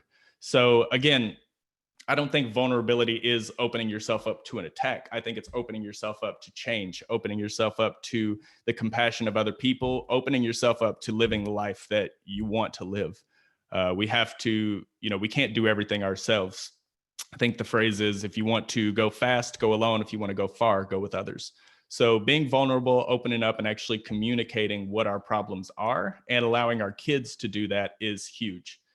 Even as fathers, we have to be willing to be vulnerable. There's a lot of things that we're not going to know. I brought my child home from the doctor and had absolutely no clue what I was doing. It was terrifying. I didn't know what was going on. So I reached out to positive people in my life. My mom helped tremendously. My mother-in-law helped a lot. And we had to surround ourselves with people who were willing to help, because I didn't know, what I was doing at that time. So being vulnerable and opening yourself up to that empathy and that compassion is the catalyst to change. And you also have to be able to communicate. We have to allow our kids to be able to communicate with us. And again, Merriam-Webster's definition of communication, I don't like it. The imparting of or exchanging of information or news. It just sounds so basic. And communication, and a lot of times we do this. This is communication, but we need to connect when we communicate. And if I just came up and started exchanging information or news or imparting information or news, then we're not communicating. That's us just talking at each other. So again, I think we need a change to the definition of communication. I think communication is the two-way exchange meant to spark action or create understanding. Communication isn't just talking. Communication is listening also. We have to, be willing to listen to our kids, be willing to listen to our dads who are struggling, and be willing to give them that help when they're willing to be vulnerable and open up. Because, if somebody takes the steps to be vulnerable, open up and say, I have a problem, then we need to be able to listen to them, communicate back, with them how to help solve their problems and how to fix it. One of my favorite quotes is, if you want to build a ship, don't drum up the men to gather wood, divide the work, and give orders. Instead, teach them to yearn for the vast and endless sea. And that's a lot of problems that we have with communication is, we're just wanting to tell our kids what to do and how to do it. And, we're just wanting to tell our dads what needs to be done and how to do it. But we're not explaining why these things need to be done. So kids are taking in a lot more than we realize and a lot more than we understand. So, opening up and communicating with them instead of just talking at them, telling them why it is that they need to, have manners or, be respectful or not swear in certain situations, and just have that open communication. And I know it's hard, with younger kids, you can't sit and reason with them back and forth. I try with my daughter and it doesn't go well at all. You can't reason with a 2-year-old, trust me. But also our dads, if you're reaching out and needing help from somebody, and showing them, don't just say what it is that you need. Why is it that you need this? I want my daughter to have the best life possible. And, I don't feel like I'm able to provide the things that she needs right now. So, how can I get some help? And if you're able to share your information in that way and actually communicate and connect, as opposed to just talking at people, then again, catalyst to change, and we'll be able to move forward much more efficiently and effectively. Collaboration. This is the third pillar, and I'm kind of trying to speed through this a little bit here. I know we're short on time, but collaboration, Miriam's definition of this, absolutely love it. The action of working with someone to produce or create something. We have to be looking in the same direction as our kids. We're not facing each other and trying to oppose each other and, trying to get them to be good while they're trying to do something else. If we're able to establish common goals with our children, figure out, what it is that we're moving towards and establishing that, and then working backwards from there. And the same with our fathers. We're all working in our organizations and the, work that we do, we're all working to try to establish plans for fathers to be in their kids' lives. And so many times fathers feel like the system's working against them. I was a divorce attorney for a while, dealt with child support issues, and I heard dads all the time talk about how the system was working against them. And then you hear the court system say we're working in what's in the best interest of the child. And a lot of times those things don't mold together and don't fit, because what's in the best interest of the child is not able to be accomplished through the means that we're trying to accomplish them through. He talked earlier about, sometimes a man isn't uninterested, he's just broke. I know I'm paraphrasing that, but it's just certain things that men don't feel like they can be in their kids' lives because of financial issues or because of emotional situations between parents. So those are things that we have to get over and realize that we're working for our kids here, and we're working to try to build a better future for them. We're all doing that. That's the mission that we all have, I hope. And if we're, working against each other or feeling like there's some contention, then we're not collaborating to, move towards having a better life for our children. Man, Mr. Barnes earlier, I think it's Mr. Barnes, had a mic drop moment. And me being a hip hop head, I love rhymes. He said, if you want to be a man, you have to see a man. And whew, let me tell you, I got chills when he said that. That was one of my favorite things. Going to work that into my presentations from now on. But we have to establish a way for these young people to see a man. Make the system, make it easier for dads to find success, figure out how to help them to find that success so that these kids can see a man. I used to say, if you knew better, you do better. And, it's a phrase in the community, and, it's absolutely true. If we were able to collectively communicate and, figure out how to get these fathers the resources that they need and get them on the right track, then we're establishing that common goal and we're moving towards a better life for our kids. And the fourth pillar and the last definition I have for you is love. We have to just show love all around the board. It's not just for our kids and for our fathers, just for our fellow man in general. Love isn't an intense feeling of deep affection. Love is just compassion and empathy. That's all we have to have. We don't have to, when I tell my male friends, when I get off the phone with them, weirds them out every time. It's like, yo, I love you, bro. And all of them pause and they don't want to say it back because we're men and we don't want to be vulnerable and admit that we love each other because we feel like it's a intense feeling of deep affection. But when I say I love you, I'm compassionate towards you. I'm empathetic and I want the best for you. That's all I mean when I say I love you. And that's all we have to show when we say we love each other. As I was preparing this speech several years ago, I was watching Captain Planet, or preparing this pillar. I was watching Captain Planet, which is one of my favorite cartoons when I was younger. But if you don't know who Captain Planet is, it's this environmental superhero that's composed of 5 different elements: earth, wind, fire, water, and the 5th element is heart. All of the Planeteers, which are the elements, have their different superpowers, but heart, the only superpower heart has is empathy and understanding, or compassion, like we say here.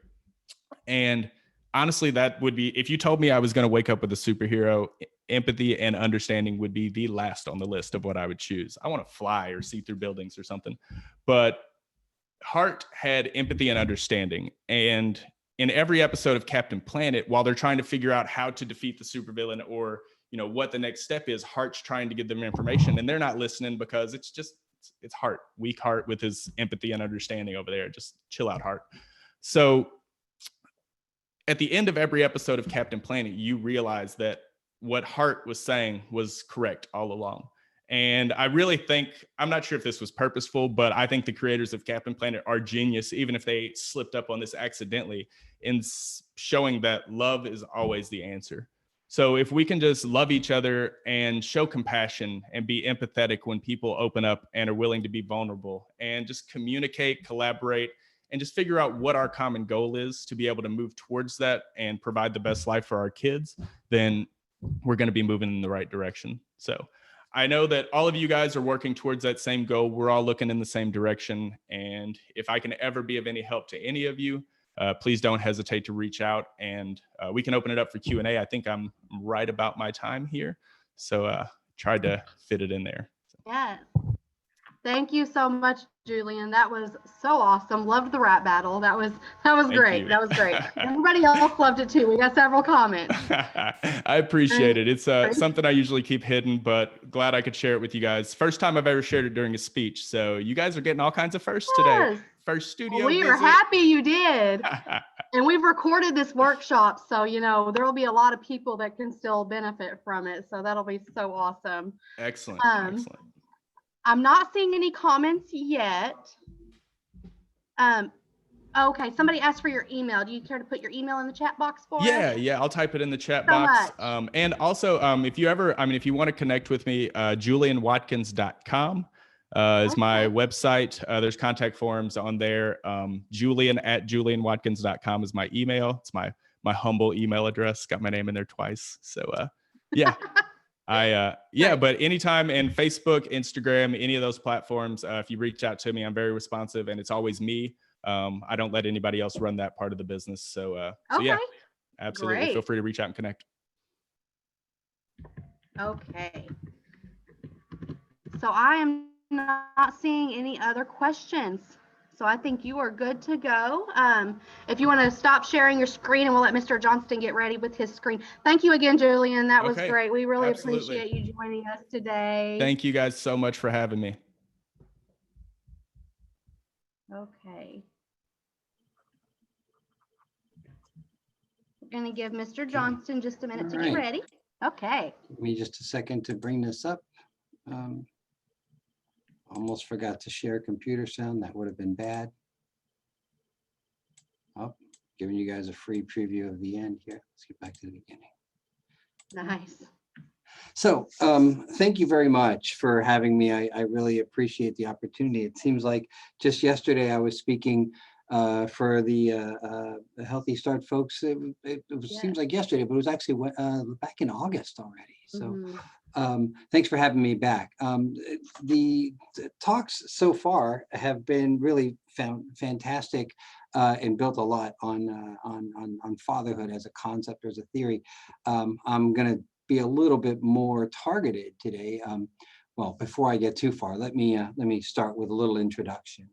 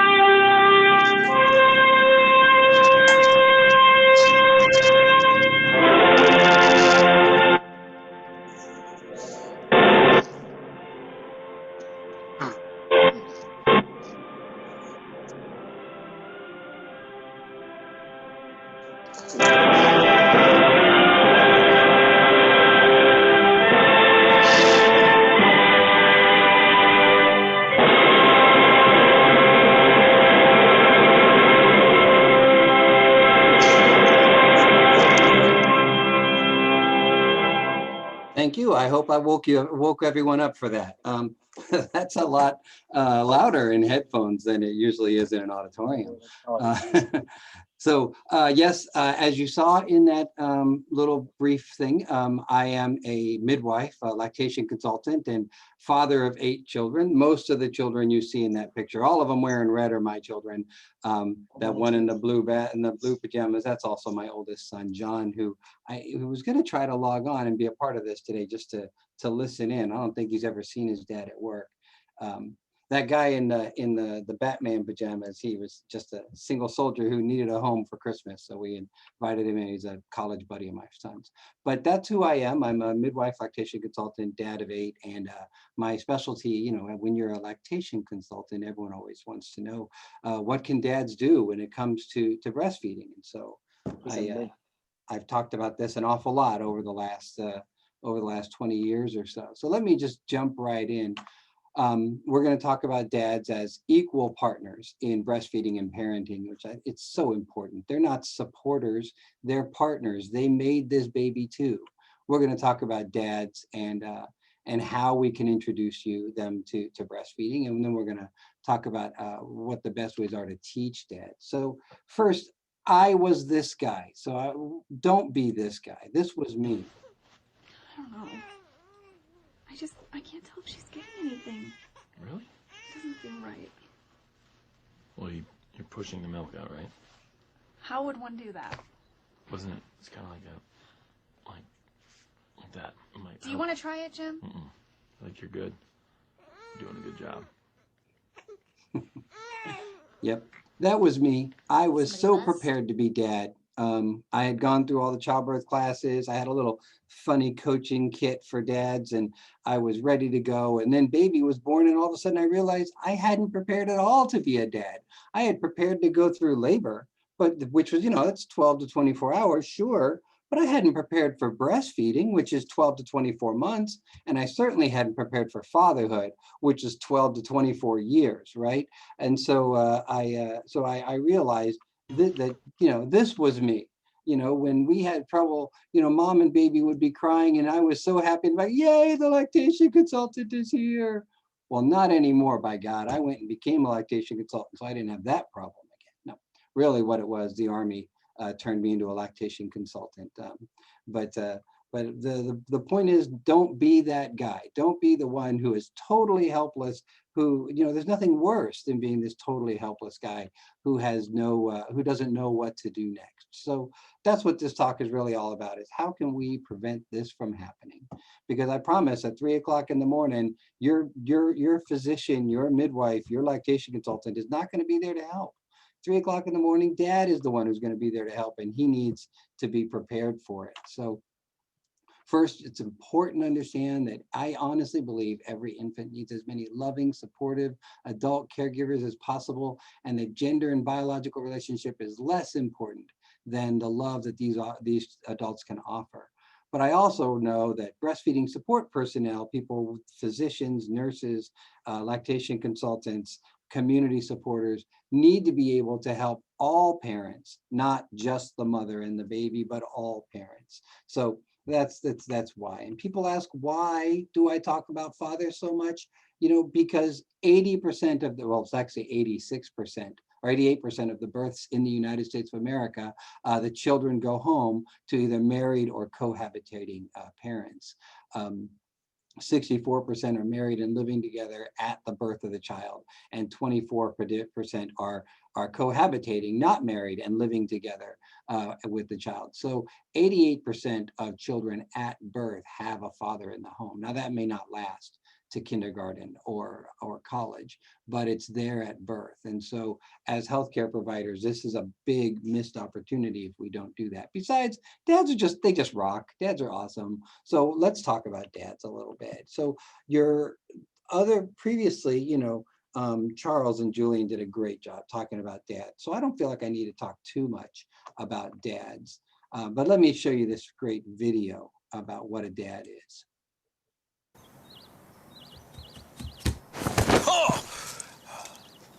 You awake? Yeah, of course I'm awake. Is that a new mask? Oh, yeah. I love it. It's really creepy. I know, right? Yeah, good stuff. Thanks. Hey, let me introduce myself. My name is, and proud of it, and all dads should be. Why? You know why. Kids think we're awesome. We get our hands messy. We tell hilarious jokes. Hey, Nolan, we gotta get up, buddy. Wake up, big lazy. We never say no to dress up. We build the best forts. We do work, and we do homework. We lead by example, we blow their minds. Can't believe he's his father. I know, that is called a plot twist. Being awesome isn't about breaking rules, it's about making them. Hot stuff coming through. Wife and the coffee. And breakfast is for breakfast. Hey, Nolan, give me a look here. Suggestion, that's a boy, that's a man. But it's also for lunch, dinner, and midnight snacks. Scraped knees aren't boo-boos, they are badges of bravery on the playground. Hey, Victoria, that profile pic? Awesome. When you're a dad, hugs can be bear hugs, but they can also be high fives, fist bumps, and next level handshakes. Kids, they're our best friends. They're our greatest fans. Buddy, you've been gaining muscle mass, nice. And they look to us like the same way we look at superheroes, up, because we're taller. Now, dadhood isn't always easy. When a rule is broken, we're the enforcement. Hey buddy, it's garbage day. But when a heart is broken, we're the reinforcement. And we wouldn't have it any other way, because being a dad is awesome. Just like new peanut butter Cheerios are awesome. That's why it's the official cereal of dadhood. And this, my friends, this has had a dad. Okay, I recognize that is a shameless plug for peanut butter Cheerios. I get it, but I leave that in there for two reasons. One, because they did such a great job making a video that covers the full range of all the pediatric developmental milestones and fatherhood and that kind of thing. But also because at the very end there, that hashtag how to dad, if you look that up on Google, you'll go to a website filled with fatherhood friendly gifs and images that you can then use in your teaching or in your presentation. So I give them a little credit for that. So let's talk a little bit about the, well, wait a minute, I'm going to get rid of this. There's no benefit to having a father. That's just worthless. There are risks to not having a father. We know, and we've already talked about this, when fathers are absent, there is a long list of things that happen. So I'm just going to kind of scoot on. But why should we talk about breastfeeding? Why am I here talking about breastfeeding when I talk to dads? Well, first of all, it's because everybody says we're supposed to talk about breastfeeding. The Surgeon General Regina Benson, 2012, came out with a push for healthcare providers to support breastfeeding. The Centers for Disease Control, the World Health Organization, the American College of Obstetricians and Gynecologists, College of Midwives, women's health professionals, everybody who wears a long white coat says that every baby should be breastfed for at least a year, but 2 to 3 years or better. So breastfeeding is critically important, and 80% of American mothers initiate breastfeeding. So that's why we talk about breastfeeding. 85% of women will have babies, and 100% of them will be exposed to breastfeeding and milk making.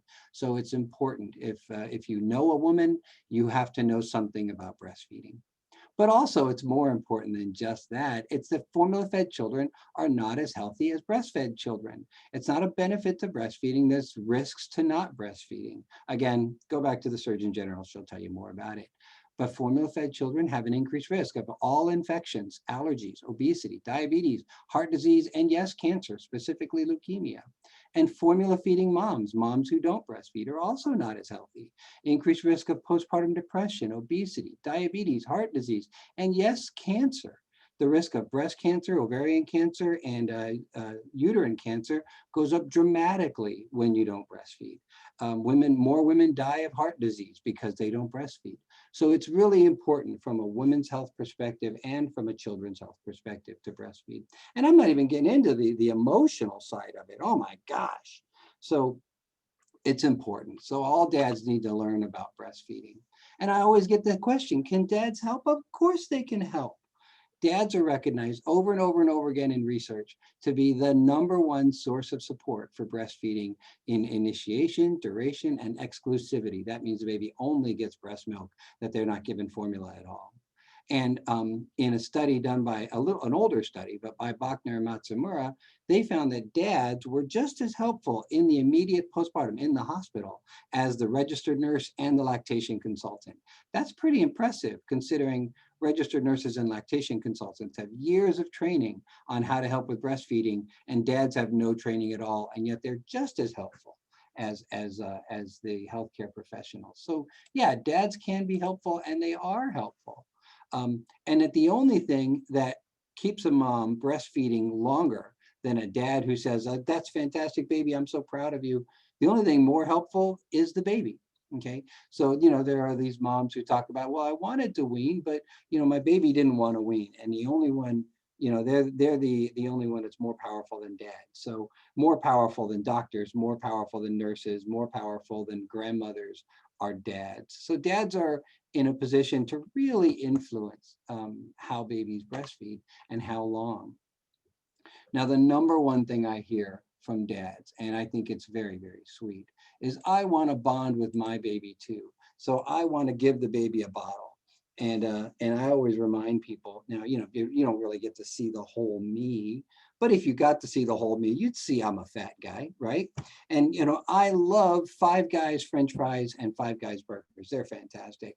But I don't even know the name of the kid who offers me my food. He's not bonding with me by putting food in my mouth. He's not loving me by handing me cheeseburgers and fries. And you're not loving a baby by breastfeeding or by putting a bottle in their mouth either. You love the baby by all the cuddling, all the cradling, the holding them up against your skin and going, oh, I love you so much. You're just so pretty and you're just so beautiful. That's where bonding happens. It's not the milk pouring in the baby's mouth. And so I tell my dads, you know, I'm a midwife. I'm a hormone expert. If you want to make milk, I can make you make milk. All I have to do is put you through a female puberty and then put you through a hormonal pregnancy. I can do that. But if you don't want to make milk and mom has chosen to make milk, then mom is the one who's going to breastfeed the baby and you can take care of all the other dad stuff. So it's a wonderful thing. I would congratulate dads when they say they want to help. I say, Dad, I'm so proud of you for wanting to help, for being involved, and that's fantastic. Let me show you how you can love your baby. Let me show you how you can help them. Dad puts baby skin to skin, but remember, baby can't tell daddy's nipples from mommy's nipples. So you got to be careful. The baby will find your nipples and latch onto them if you have your nipples showing. So I would say, you know, cover those things, wear pasties or something so baby can't find your nipples. But keep him skin to skin, hold him upright, pat him on the back and rock to him. Moms are superheroes because when they're pregnant, they're literally superhuman. If dad were a superhero, he'd be Batman. He has no superpowers, but he has a fantastic tool belt. And the number one tool that dads have is their Adam's apple. When a man speaks, his deep voice vibrates through his chest and it's a full body massage and babies love it. Anybody who's ever cared for a baby knows that there are times when mom is trying to feed the baby and baby's just not having it, and how they cry and they fuss and whatever, because she's really trying to feed a baby who's not hungry. And dad picks up the baby and puts him up on his chest and goes, hey baby, I love you so much. And baby just calms right down. Not because there's something wrong with mom, but because baby's not hungry and baby just needs to be loved on sometimes. And so that's where dads are fantastic. And not to mention, dads love to play with kids. And so it's not so good to play with a newborn like you see here in this picture. But, you know, 2 months, 3 months, 4 months old, they're fantastic. So is there any research on it? Yes, there is.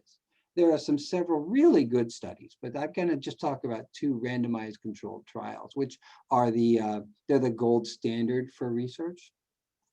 Piscane and his group did a study where they trained a group of men, randomly selected. One group got just regular prenatal education. The other group got 2 40-minute sessions on breastfeeding for physiology and troubleshooting. And what they found was that the rate of full breastfeeding went up dramatically in the trained group. What's really important, if you go down to the bottom there, you'll see that breastfeeding problems were higher in the trained group, but the interruptions was much lower. And 91% of the moms in the trained group said that their husbands were able to give relevant information. Now, it's important to understand, this was 2004 in Italy. This wasn't last year. So this is almost 20 years ago now. And look at how dramatic dads were and how they were able to help. Now, more recently, Maycock did a similar study, a much larger study, and gave dads a 2-hour class on breastfeeding, and they found the same thing. They found that the odds ratio of being exclusively breastfed at 6 weeks went up 1.46. That's 146% basically. So it went up 1.5 times its normal rate. So that's pretty darn good. So what do we know? We know that if we teach dads about breastfeeding, we'll increase initiation rates, we'll increase breastfeeding success, we'll give dads the tools to solve the problems when dads are home alone, and we'll get rid of that weird perception of inadequate milk supply. I haven't really talked about that too much, but if it rains where you live, half of the mothers and 100% of the pediatricians will say it's raining because mom doesn't make enough breast milk. It's the silliest thing in the world. Young, healthy women do not get idiopathic organ failure. Okay, that organ system doesn't just fail for no reason. It's silliness. It is the #1 concern of all mothers and the #1 concern of all fathers and pediatricians, but there's very little or no science to back up the fact that that actually happens. But that's a talk for another day.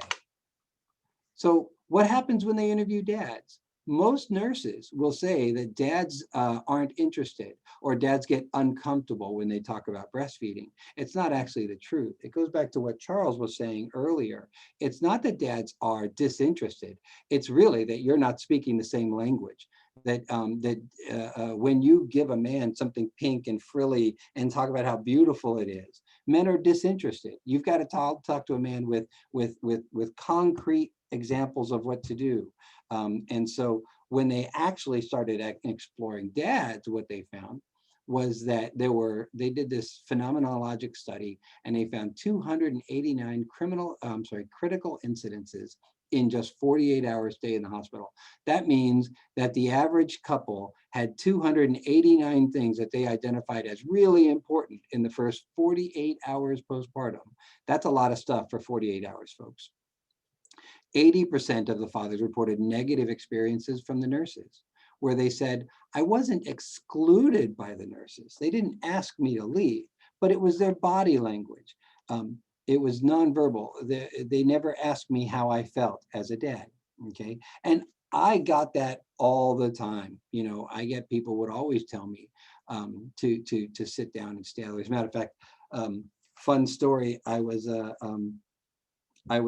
with my very first child, little John. I was so ready to be a dad, and and as we were pushing right before the baby was born, and I was holding my wife's leg for the first push or two, and then the nurse gave me a chair and said, "No, here, Dad, sit down in the corner." And she put me in the corner. No one puts baby in the corner. And I sat there trying to be a good patient for a push or two, and I realized they were just bat crazy. I was going to fix that. And I jumped up and elbowed my way and got back in. But the majority of fathers in the postpartum unit have more negative experiences, very similar to what I experienced. But fathers overwhelmingly say, I want to be involved. I want to be noticed by healthcare staff. I want to be a part of this family. So I hinted at it earlier. If you've had a chance to read my bio, you may notice that I'm a 27-year Army veteran. I retired as an Army Lieutenant Colonel, and I was the chief of midwives for Fort Bragg, the biggest military medical center for birth in the Department of Defense, and when I retired. And I had been stationed at Fort Bragg 3 times over 20 years. And the folks in the hospital really knew me well because I'd spent a lot of time there. Well, when baby number 6, when baby number 6 was being born, I was the chief of midwives. And so, you know, when it's your 6th or 7th, oh, it was 7, it was baby 7. When it's your 7th baby, you don't wait around till you're in active labor because babies come quick, right? So we knew the baby would be born that day or that night. So, you know, we came in kind of early and we were in Fort Bragg and as always happens, a very, very busy unit. And they put us in triage and asked us to wait for the provider to come. And we were sitting there waiting. And after a few minutes, I realized I didn't need to wait for anybody. I knew how to do the paperwork. I knew how to hook her up to the monitor. I knew how to take her vitals. I checked her cervix. I did all that stuff. And then we sat back down and I went back to reading my book, waiting for the staff to come in. Finally, after about half an hour, in comes old Joyce. Now, I always talk about old Joyce and I always call her old Joyce because I believe that Joyce was actually there at the birth of Christ. She was very, very old. She had retired from the Army in the 1980s and continued to work there. And so, so old Joyce comes in and she moves slowly across the room and she finally gets to me and she says, "Hi, Mrs. Johnston." And she's looking at the chart, you know, "Hi, Mrs. Johnston. It says here, you think you're in labor." And then she realized that all of her work had been done by somebody. And she turned to my wife and said, "Well, honey, who hooked you up?" And my wife said, "He did." And she pointed at me, and Joyce looked at me, looked me right in the face, smiled, and went right back to my wife and said, and so it says here, you think you're in labor. And my wife stopped her and said, wait, stop. Do you recognize him at all? And she looked at me again, and for the first time realized that it was me. And she said, oh, Colonel Johnston, I thought you were just the husband. And I said, yeah, I'm just the husband, and I've done all your work. Please go find me the provider on staff so we can get admitted. I was so upset because if she treats me this way, someone who's been her friend for 20 years, how is she treating all the other dads who are not so extremely helpful as me, right? And fathers get that all the time. They get completely ignored by healthcare staff. And then people wonder why they don't want to see it, right? But 63% of fathers felt that nurses didn't give enough information. Almost 30% of the negative incidences were around breastfeeding, where dads said things like this. Breastfeeding was what I found most difficult. I didn't know how to help, and I felt useless. Or it's hard to become totally involved when you can't feed him. And this, apart from sleeping, is predominantly what he is doing. Now, both of those are really powerful statements, but I'm going to talk about the last one. Babies they only spend 8 hours a day breastfeeding in the first month or two, okay? 8 hours a day is all the time that mom needs to be available for baby. That's all that she needed. The other 16 hours a day, the baby needs someone to cuddle with them and love them and talk to them and sing songs to them. Babies are not supposed to be fed and then immediately wrapped up like a burrito and thrown in the Tupperware drawer and ignored until the next time they fuss. Babies are designed to leave the uterus, come in right up to the chest and stay on the chest for the next 4 months, not 4 minutes. And so whenever dads talk about all he does is eat and sleep, I say exactly. And every minute that he's asleep, he should be on your chest, being cuddled and loved on by either mom or dad or somebody. Babies are never meant to be alone. So when he's asleep, he's not actually asleep. When he's asleep, he's learning. He's learning how to love. And he's learning how to be loved. And he needs you to hold him when he's learning how to be loved. And so I tell dads that you can help 16 hours a day. Mom can only help 8 hours a day. If double the time isn't enough for you, then there's something wrong with you. You've got attention-seeking behavior deficits or something. We need to get you some help. But the reality is that babies don't just eat and sleep. They eat and they wait to be loved on. That's what they do. So talking to specifically to dads, learn about your baby before he comes. Learn how to breastfeed. I don't mean to put him to your breast. I mean, learn how breastfeeding works. Learn how to be a good coach. Be supportive, and most important, don't be afraid. I think Julian was mentioned how overwhelming it is to be a father, how overwhelming it is to look down at the baby and say, oh my goodness, I am responsible for this living being. How can I protect him? How can I keep him safe? How can I make sure everything is going to be perfect? And taking a page out of Julian's page book, the number one answer is love. Love your baby.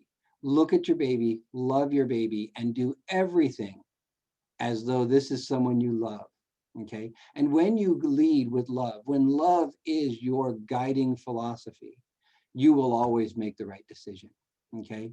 When your guiding philosophy is discipline or I don't know, what you learned in books, or when your guiding philosophy is what you learned from your parents, whatever, you might make mistakes. But when your guiding philosophy is love, and what can I do to show love to this baby, you will never make a mistake. You will always do the right thing.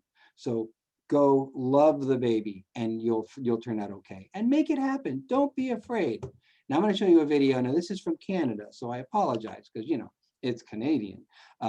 But I want to show you a video from a Canadian organization called 24-Hour Cribside Assistance, where they use a car analogy to teach about how to be a dad. But I was the guy who was, making it happen. I felt like I could see what's going on, and it was nice to be the guy to say like, no, this is what you do, and you're done. There's a lot of secrets behind being a parent that you don't know about until after you have a kid and you complain about it and everyone else complains about it too. It's like, why didn't anybody tell me this? Like, my wife was miserable thinking there's something wrong with her because she can't breastfeed. Yes, it's really important that the dad become involved with the breastfeeding. First of all, it's something new for the mom. It's something new for the family. There's all these instincts in place, and yet there's also a huge learning curve. So getting a lot of support at that time is huge. Now, if the father is critical of that learning curve, then if I'm criticizing you, the chances of you wanting to continue doing something are very small. If I'm supportive of you doing something as my mate and have respect for what you're doing and get all excited about it, then obviously you're going to continue. And the research supports dad's involvement with breastfeeding. And how can dad be involved? Easily. Talking to the baby while the baby's feeding, bringing mom a glass of water. You know, in the nights, I think it's a good thing for dads to be the one who would bring the baby to mom in the night. That's a way to be there and just be talking and soothing and to the baby and to mom.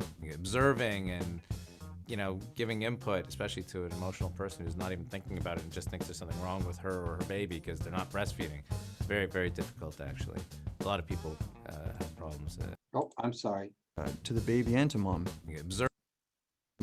Observing and, you know, giving input, especially to an emotional person who's not even thinking about it and just thinks there's something wrong with her or her baby because they're not breastfeeding. Very, very difficult, actually. A lot of people have problems at the beginning, as I learned, because I was in the hospital and then taking a breastfeeding kind of course, and everybody in the hospital seemed to be there. I don't think there are lots of new moms who have no problem with breastfeeding. I think, you know, dads need to know that it's a tricky thing. It's not just, you know, oh, it's just natural and you should be able to do it. It's a tricky thing, and there's lots of ways that dads can be there and offer their support. He did everything from helping me position myself for the baby to latch on, to helping me figure out whether the latch was right, to helping me relax my shoulders when my shoulders were rising to my ears. If moms are feeling uptight and their stress level's high, if they're feeling out of sorts a little bit, that's going to actually impact the supply of breast milk. So something that gets the dad involved, that the mom knows that she's not alone. And that's the big thing, that the mom isn't alone. There's an awful lot to support the idea that when fathers are solid and supportive in those realms, women do quite well. Mom will go the whole 9 yards with breastfeeding. Minimum 6 months, maybe a year. Dad, this is probably your, you know, everyone's worried about the health of the child. And as the dad, maybe it's like not fair that you're not experiencing the pain of breastfeeding because a lot of women want to give up. But in a way, there's a benefit to that because you can be the guy saying like, no, just see it through. And there's like a fine line between, you know, pushing your wife into doing something that she doesn't want to do, but between that and being the guy who helps support her and see it through kind of the painful part of it. So I'm glad that we got past it. I think it's important, you know, for a child to be breastfed, and I'm happy that both our children were. All right. I'm sorry that I kept stopping that video. I was taking advantage of the video, which I've seen 1,000 times, to check the chat box. And every time I clicked on the chat box, it would stop. So I'm sorry about that. But yeah, that's a wonderful website called with 24-hour crib site assistance. And they talk about exhaust, fuel consumption, maintenance, troubleshooting. They talk about babies as cars, and it's pretty fun, pretty helpful for dads. So the 3 things that you need to know when it comes to breastfeeding is 1, when does my baby need to eat? 2, how does my baby eat? And 3, when is he finished eating? It's that simple. When does he need to eat? Well, he needs to eat whenever he's hungry. And the average newborn eats 10 to 15 times a day, just like the average adult eats 15 to 20 times a day. If you count how many times you pick up a cup of coffee and drink it, or drink from a bottle of water, or eat a snack, or grab a piece of fruit, you'd find that about 20 times a day you're putting something in your mouth, and newborns are exactly the same. So they go to the breast all the time, okay? And if they just stay on mom's chest, it's a whole lot easier, okay? How do we know he's ready to eat? Because he has these signs of stress. Now, in the hospital, they talk about hunger signs. They're not hunger signs, they're stress signs. Anytime a baby has anything wrong with them, they're going to do these things. They're going to move their face to their hands, and they're going to suck, and they're going to move around. Their hands are flex and relax. They'll get in that fetal position really tight and clench their fist and bring their feet together. They might cry if they're really stressed out. But all of those are stress signs. And every time the baby shows a stress Tell me sign, my thing, because I needed to get in, my key, so my ID. whenever the baby has stress, we offer them to breastfeed. But just know that it's not just hunger. He might be upset because he's cold or lonely or frustrated or whatever. And so when that Only hit it happens, once. Don't lock the door. he's gonna They do can see that. you through the window. You don't need to alert them. You're here. Hey, somebody has their mute. Danielle. I'm trying to find it right now. Yeah, I'm trying to find her. Okay, there we go.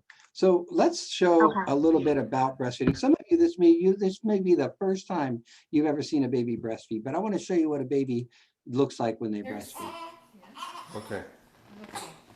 You can tell he's ready to nurse because he's trying to turn his head and eat his fingers and chew on stuff.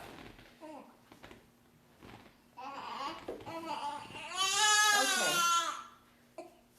So we're going to talk about how to get a good latch today. I'm holding him in the cross cradle position so I can position his head better. And if you look, you tickle the upper lip until he opens his mouth wide. And you always have to get their hands out of the way. Okay, open up. Once he opens his mouth up, you bring the baby to the breast really quickly before they close their mouth again.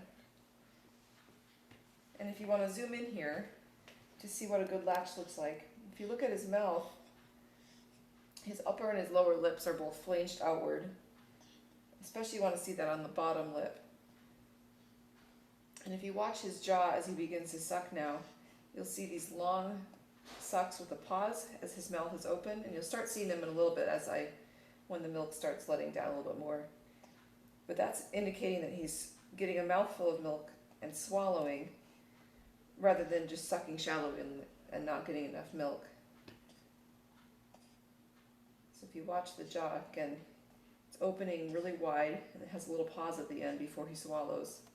And that's all really good indications that he has a good latch and he's getting a lot of milk. All right.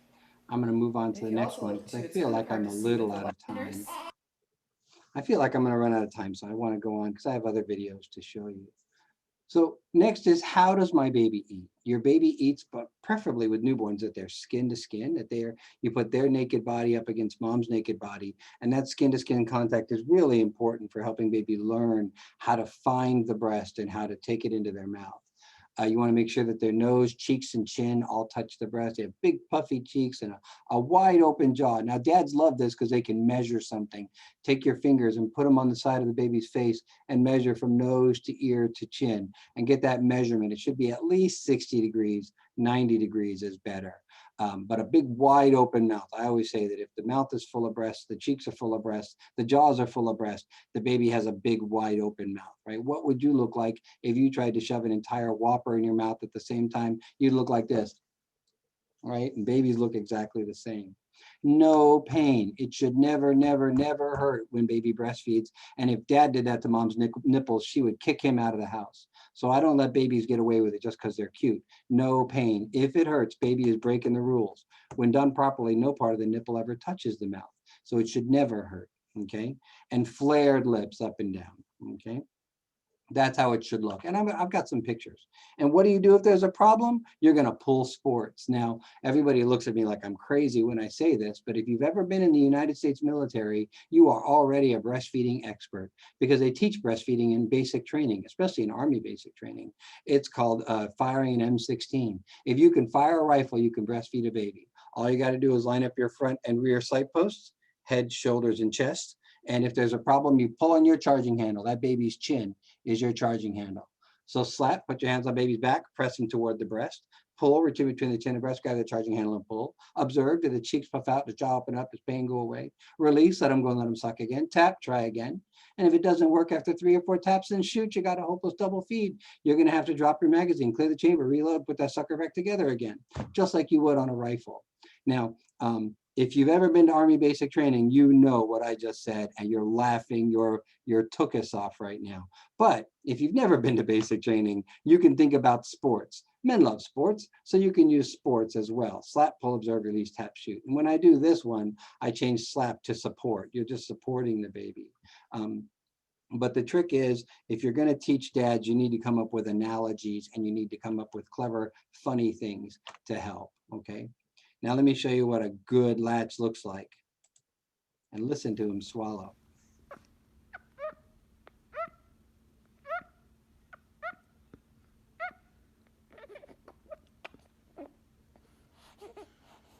Holy crap. That baby is drinking from the fire hose. That's why he's making that noise. There's a lot of milk coming out. And he goes right back on. Now notice how close his face is to the breast. Nose, cheeks, and chin, all touching the breast, okay? And people always ask, well, can he breathe? Of course he can breathe. Anybody who has worn a mask in the last 6 months or so knows, especially if you're wearing glasses, that as soon as you cover your face, air goes right up to your eyes because of the baby snorkel system. There's the baby snorkel system. This is a view looking down the baby's head toward the breast, and you see that crease between the cheeks and the chin. That's where air moves. Okay, so when the baby buries their face in the breast, they're still breathing. No baby is going to suffocate for one more drink of breast milk. If he can't move, if he can't breathe, he'll just turn his head, as you see this baby has done. This baby has turned her head just a 1/4 inch to free up that left nostril there, right? Because this baby is, I'm sorry, that's the right nostril. No, it's the left. That left nostril. This baby was a little too close and felt like he needed to move, so he just turned his head a little bit. Because babies aren't stupid. They know what they're doing, okay? But here's what a good latch looks like. You see how he opens his mouth like a cottonmouth snake going to the breast, big wide open mouth, and he takes the entire breast and areola in. Now what follows is a series of photos that I included just for the handouts, because I wanted to be able to show you guys what good latches, or what positions were available across the lap, clutch position, front, how they look from the front, how they look from the side, football hold. This is a great position for teaching babies who are struggling to learn how to breastfeed. I find that nurses and dads love this position. Very few moms like this position, but it's really useful if mom had a C-section, because it keeps the baby off the belly, but it just sits the baby off to the side and mom brings him to the breast that way. You see, nice and close. Moms can breastfeed lying down. They can breastfeed in their sleep. It's pretty interesting that if a woman lays down on her side, the breast seems to fall right in the baby's face, like he's made to be there, okay? Here's another picture of side lying position. And then this is really important, coaches. Notice how mom is holding the breast and how far away from the areola her fingers are, right? A lot of people like to put their fingers right on top of the nipple and move the nipple around. And if you do that, then the baby bumps into your fingers instead of bumping into the breast. So you need to keep the hands way back. I usually teach my moms and dads to put your hands on the chest and support the breast with a C, like you see there, without actually touching the breast, like to keep your hands way away from the breast. Okay, if your fingers get too close, you just block it, and then baby can't really get to the breast very well. And then when do I know he's finished eating? Okay, eventually he gets satisfied and he pulls away from the breast. He relaxes, he releases, and he falls asleep. Okay, hungry babies do not sleep. All right, and sleeping babies don't eat, by the way, but hungry babies don't sleep. If he is sleeping, he's probably healthy, he's probably happy, he's probably well fed. So what happens is they come away from the breast and they get this milk drunk look on their face as they're totally at peace, and they just kind of fall asleep. And usually a baby will fart or shart or poop after he eats. And you guys do too. Every human being on the planet, when they eat, their bowels move. Grown-ups know not to run to the bathroom and poop. They wait till it's convenient, but babies don't know. So as soon as they eat, they tend to fart or poop right afterward. And that's why we pay so much attention to why babies are pooping or how much babies are pooping. It's because it's a good marker for how often they're eating. Okay. How do I know he's getting enough milk? Well, he's a good, healthy color with nice, firm, healthy skin. He's nursing at least 8 times a day, but I always say 10 to 12 is better. His urine is pale yellow. He's peeing once a day for each day he is old. So he pees once on the first day, twice on the second day, 6 times by the 6th day. He's pooping at least 4 times a day after mom's milk comes in at 2 or 3 days old. And he regains his birth weight by 2 weeks. Little surprise for some people, all babies lose weight in the first 48 to 72 hours because they're not actually eating. In the first 24 to 72 hours, they're transferring mom's immune system. They're not really getting any calories from the breast milk. They're getting mom's white blood cells and stem cells and human milk oligosaccharides and everything that mom's immune to, and her secretory IgA. That's why colostrum is thought to be high in protein, is because it's not really high in nutrition. It's high in cells that make the baby healthy. It's how baby learns where mom lives. And if you ever get a chance, come to one of my microbiome lectures. I'll blow your mind with how that works. But so they lose a little weight in the first couple of days because they pack a lunch and they eat their body fat for a couple of days. And then they start to gain weight again after mom's milk changes from the immune system colostrum to the nutrient milk called mature breast milk. It's fun stuff. What can you expect for the first couple of weeks? The first couple of weeks are double tough, man. They are just really tough.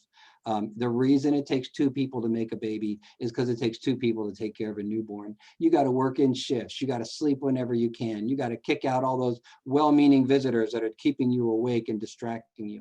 In my house, I tell people, if you want to see the baby, you have to bring food or do chores. Okay, you're not here. I'm not here to be your host. You're here to help me. So you're going to hold the baby while me and mom get some sleep, or you're going to, cook dinner while me and mom take care of the baby.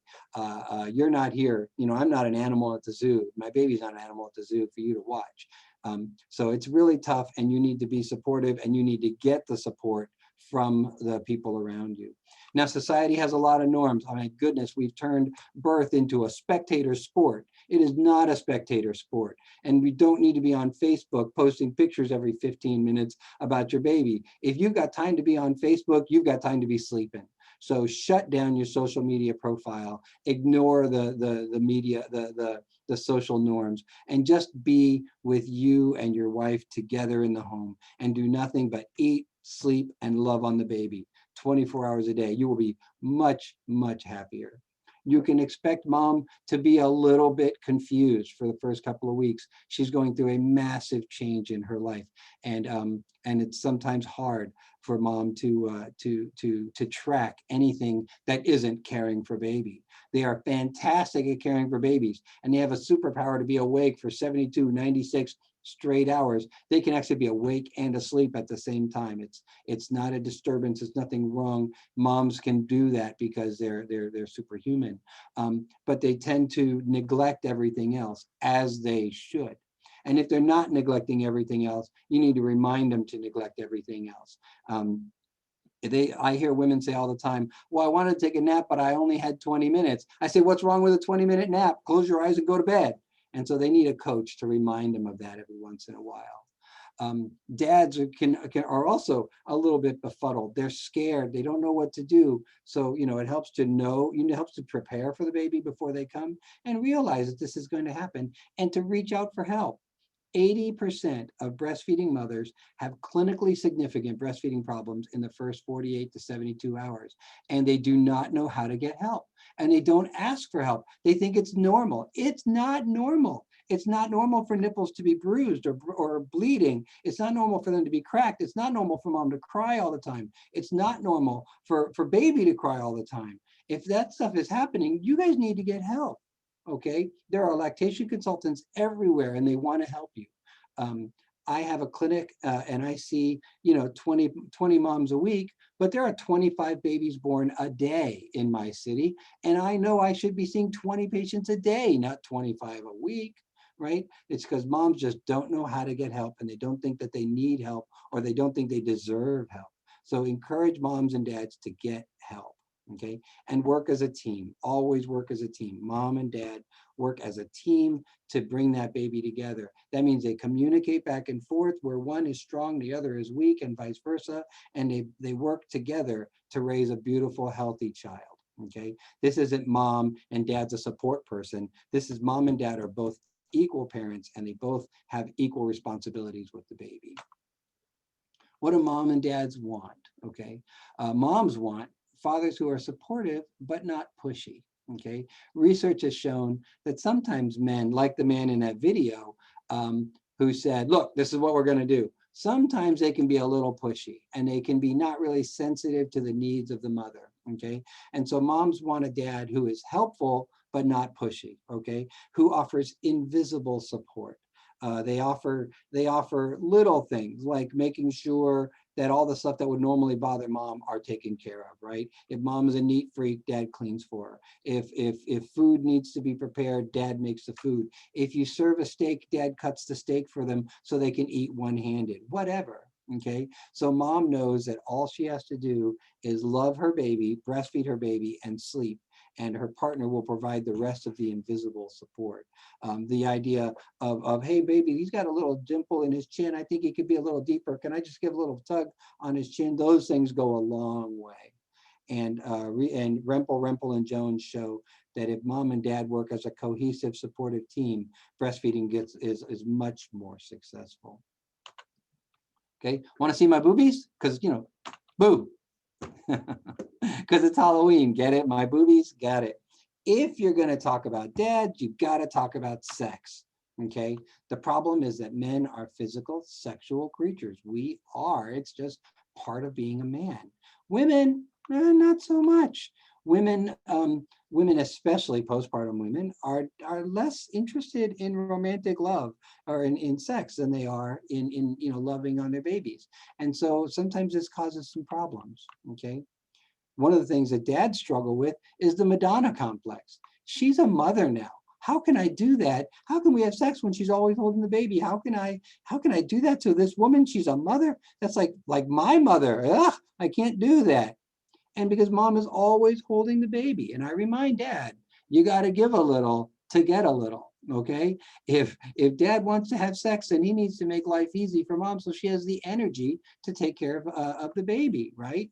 And always brings up the question, can you get pregnant while you're breastfeeding?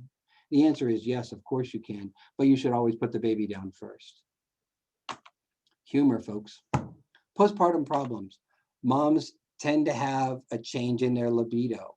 It's caused by prolactin. Prolactin is a sedating, calming hormone, and it tends to take away libido sometimes. And vaginal dryness. When women are breastfeeding, they have a decreased estrogen, and that estrogen makes decreases the vaginal mucus. So we have vaginal dryness that comes along with it. So more foreplay, more lubricant, that kind of stuff if you want to have sex while you're breastfeeding.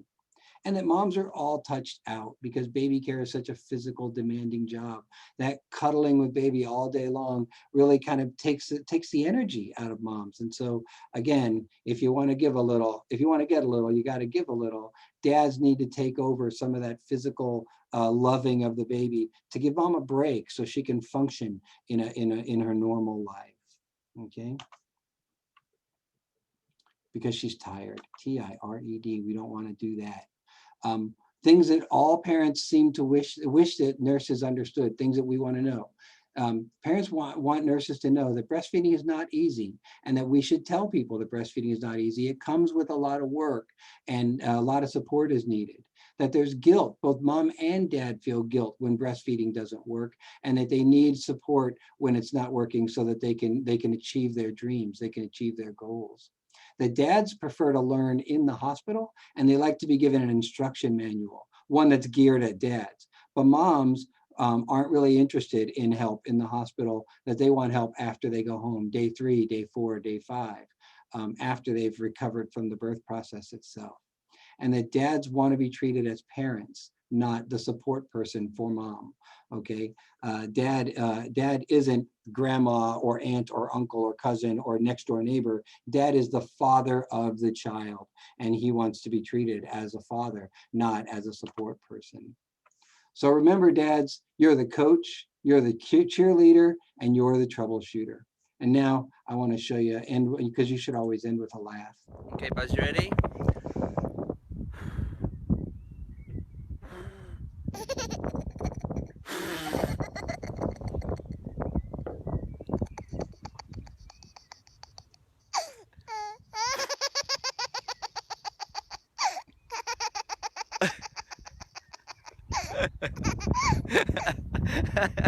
I tell you, there's nothing more fun than toddlers laughing, right? I love it. Okay, so what are your questions?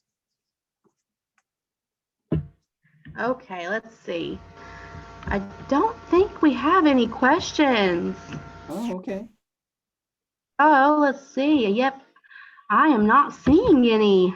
Oh, quiet group today. Just some thank yous and some compliments and all of that nice stuff, but no actual questions. Okay. So I think we're good. Thank you so much, Mr. Johnston, for joining us again. Sure thing. I know that we're running short on time. Someone asked for the slides. Of course, the conference organizers will do that. Yes. And if you want to reach out to me, you want to find out more information or whatever, you can always email me.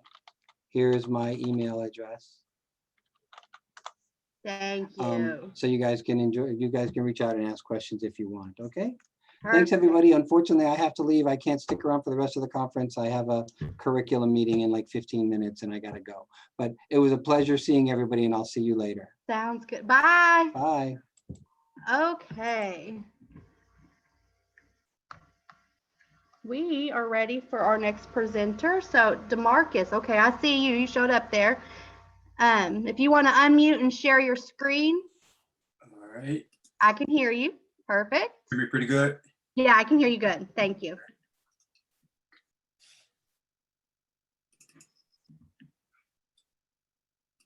Is the screen up? We're good to go. I see it. Okay, good. Good Perfect. I guess we're still in the morning. Can you see me pretty good? Yes, I can see you. I can see the screen. Everything looks and sounds great. Good morning, everybody. My name is DeMarcus Hamilton. I'll just introduce myself. I'm not going to be long. I know I think the last speaker of the day, so I won't keep you too much longer. My name is DeMarcus Hamilton. I was raised in the Boot Hill in Howardsville, Missouri. I moved to St. Louis. I've been living in St. Louis for the last 20 plus years. I got a baseball scholarship to come play at Harris-Stowe State University, and I just stayed. So to keep things moving, I'll go right into the presentation today. My presentation is on fatherhood and it's called the safety net. And what we're going to do starting off is I'm going to show you a quick video. And in this video, I just want you guys to understand that it's never too late to be a father. And also, we always yearn for our fathers, no matter what age we get to. So I'm gonna play a quick video real quick and I'll be right back after the video.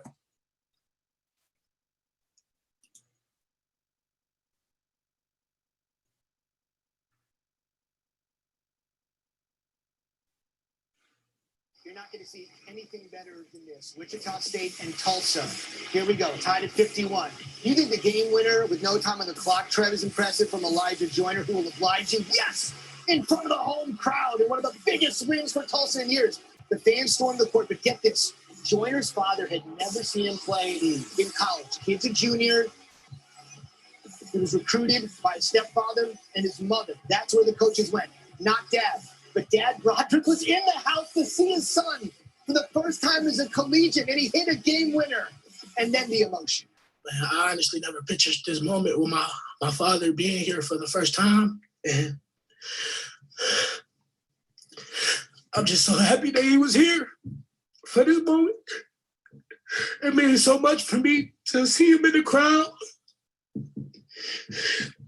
It just means a lot to me knowing that he was here. And I could do this in this special moment.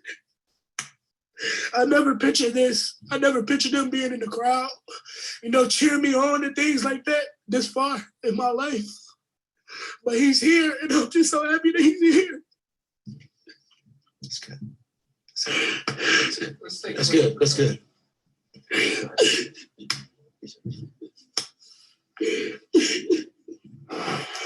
There he is being embraced by head coach Frank Haight there and being embraced by Broderick, his dad there. And if you're not getting a little misty, check your pulse. I'm not sure you're human. Unbelievable.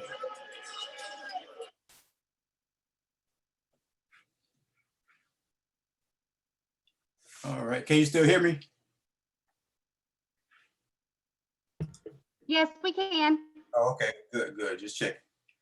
So the purpose of that video was to show things on two ends, that it's still never too late to be a dad, and still the importance of being a dad. That young man was a junior in college, and I'm pretty sure at that point, he's probably 21, 22 years old, and was still like a kid to have his father being present in a big moment in his life. And so that brings me to this next slide. This is fatherhood for me. This is my 7-year-old daughter, Samaria. This is us at downtown St. Louis at a equality march this summer.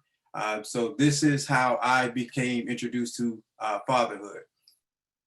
So this next slide is pretty much what I'm going to be talking about today. The purpose of a safety net and how it relates to fatherhood. A safety net is a net to protect people from injury after falling from heights by limiting the distance they fall and deflecting to dissipate the impact energy. It also refers to devices for arresting falling or flying objects for the safety of people beyond or below the net. And how this applies to fatherhood, I believe that fathers are a safety net. Fathers are there to kids and the family from falling from heights that are detrimental. The gentleman that you see on the right, I'm pretty sure the first time that he performed this act, there was a safety net under the bottom just in case he fell, or to keep his confidence high, just in case he fell, he wouldn't get hurt too badly. And so I think that's the purpose of fatherhood, is to provide that safety net, that when we do get knocked down, there's always someone there to catch us so we don't fall too far. And so at some point, as the fathers, if you keep being the safety net, we would actually grow up to be men or women that can actually perform feet standing up on our own. And so, and I think the other end of that is, in the second part of the definition, it says it refers to devices for arresting falling or flying objects for the safety of people beyond or below the net. And the safety of people beyond or below the net is the community. Some of the things that the reasons why things happen in our communities is because some kids don't have a safety net. And because they don't have a safety net, they fall, and the impact energy of that fall creates problems in the community. And because they don't have that safety net, they use that impact energy, and it's normally negative, and it goes out to affect people beyond or below the net. And that's the importance of having fathers there to be able to provide a safe, fail environment for kids and family members, so that you can actually not have that negative impact energy on the community. And so I'll move to the last slide. I'll keep it short because I know we're short on time. And one of the reasons why I called my presentation the safety net is from a personal experience. Yes, I do have a 7-year-old daughter, but about 2 years ago, me and my wife were pregnant again, and we were maybe 5 days away from her due date. And so we're just sitting in the living room. I'm putting the crib together because we're running late. I probably like waiting to the last minute, and my wife placenta abrupted. And so I'll keep it real short. We ended up losing our baby. We ended up getting to the hospital and find out that we lost our baby. So I remember my wife, we were at the hospital, and I had to watch my wife go through 48 hours of labor, already knowing that the gift that we came for had escaped our grasp. And so going through all of these emotions, I had to go and tell my daughter that she wasn't going to be a big sister. They had to call family members to let them know what happened, that we weren't going to be, new parents. And so going through all of that, I had to be a safety net for my own family. I couldn't let my daughter get too low. I couldn't let my wife get too low. I even had to reach out for help a little bit of myself so I didn't get too low. So it's important to have a safety net for all of our lives. And I think dads play a big part of being that safety net. And so the reason why we need more safety nets is because all of our lives depend on it, and their lives depend on it, which are kids. And here's some community work that we've done. We started a program called Boot Hill Strong, to where during school times, we passed out school supplies and even some tablets and some laptops. And on the very bottom, you can see a picture. That's my 7-year-old daughter, and that's my wife with my daughter. And so I'll keep it short because I'm not going to keep you guys any longer. But that is the importance of a safety net, because I'm like, we want to keep kids close to where they fail in safe environments, but we don't ever want them to get too low. And because it reminds me of a quote that says, a child who is not embraced by the village will soon burn it down to feel its warmth. And that's some of the issues that are going on in certain communities. People don't feel a part of the community, so they act out negatively. And so this is important for fathers to be in the lives of the families, so we can prevent things like that from happening. And so I'll end it right there, because I know we may be running late. If anybody want to have any Q&A, you can put it in the chat, and I'll turn it back over to you, Rhonda.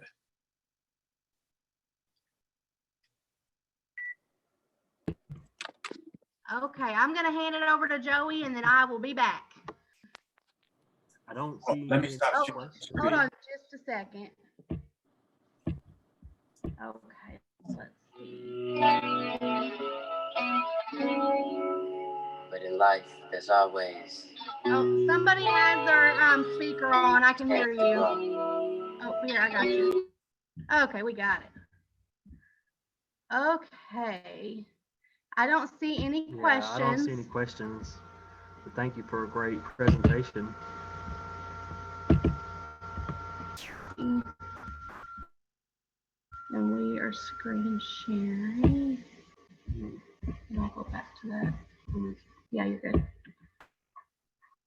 Okay, all right. So just want to thank everyone. Thank you for joining us for the Virtual Learning Collaborative Workshop today. Obviously, there was some really great concepts, information, stories, heartbreaking stories, you know, and it's just wonderful to come together and just hear everyone's heart. You know, I feel a lot of heart and a lot of love today. So thank you to all our speakers. You all did a fantastic job of showing us what great male engagement looks like. I also want to take the time to thank our partners for their support. As always, you know, we recognize the importance of making sure dads are involved in conversations, just like you do. So we appreciate you guys for supporting us in that. And then I also just wanted to say thank you to Rhonda and Miss Yolanda for helping us to put this thing together today. The MBRC team have been awesome, so I just appreciate them as well. And then, you know, we will ultimately know that if we want to continue to make progress on issues such as sudden infant death syndrome, which there's an awareness of that this month, that dads have to be part of the conversation. You know, it cannot come from one side. It has to come from everyone, you know. Moms, dads, everybody have to be involved so we can, you know, make some progress on those things. We continue to do that. So with that said, I'm going to turn it back over to Rhonda for closing remarks. Thank you all for coming today. We really appreciate you.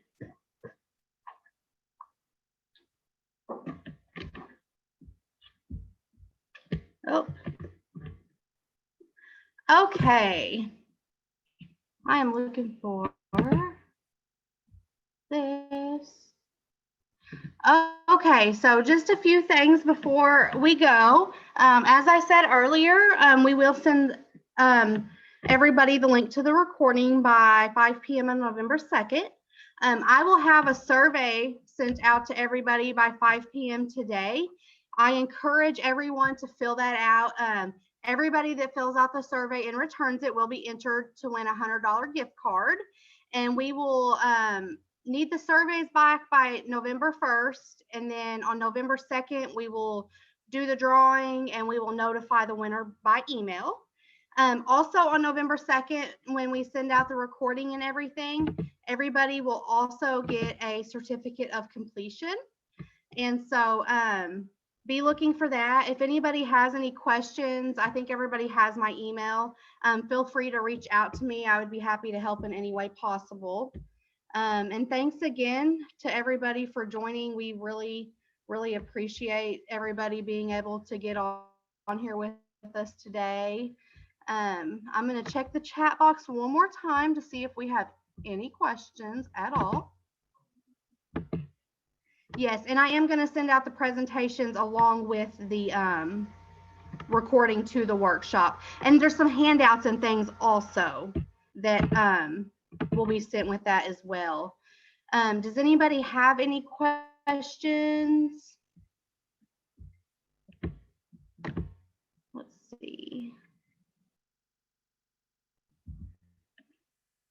We have lots of, thank you, Joey. So yes, absolutely. Joey did a phenomenal job. I think this was a really great workshop. We learned some very good things today. It was good.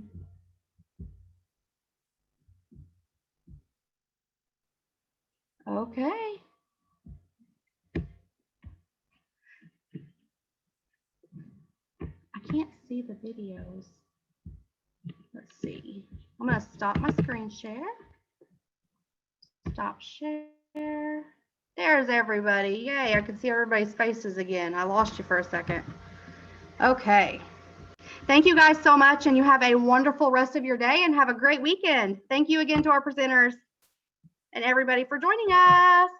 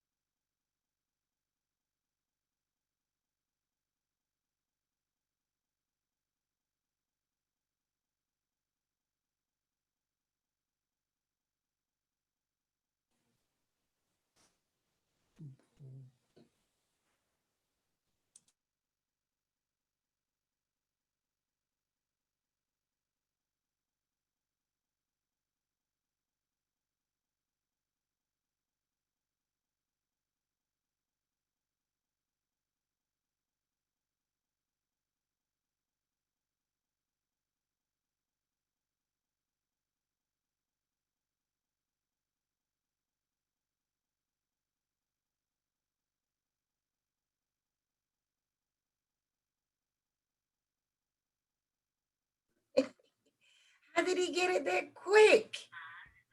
Up, somebody is. I tell you, you know, they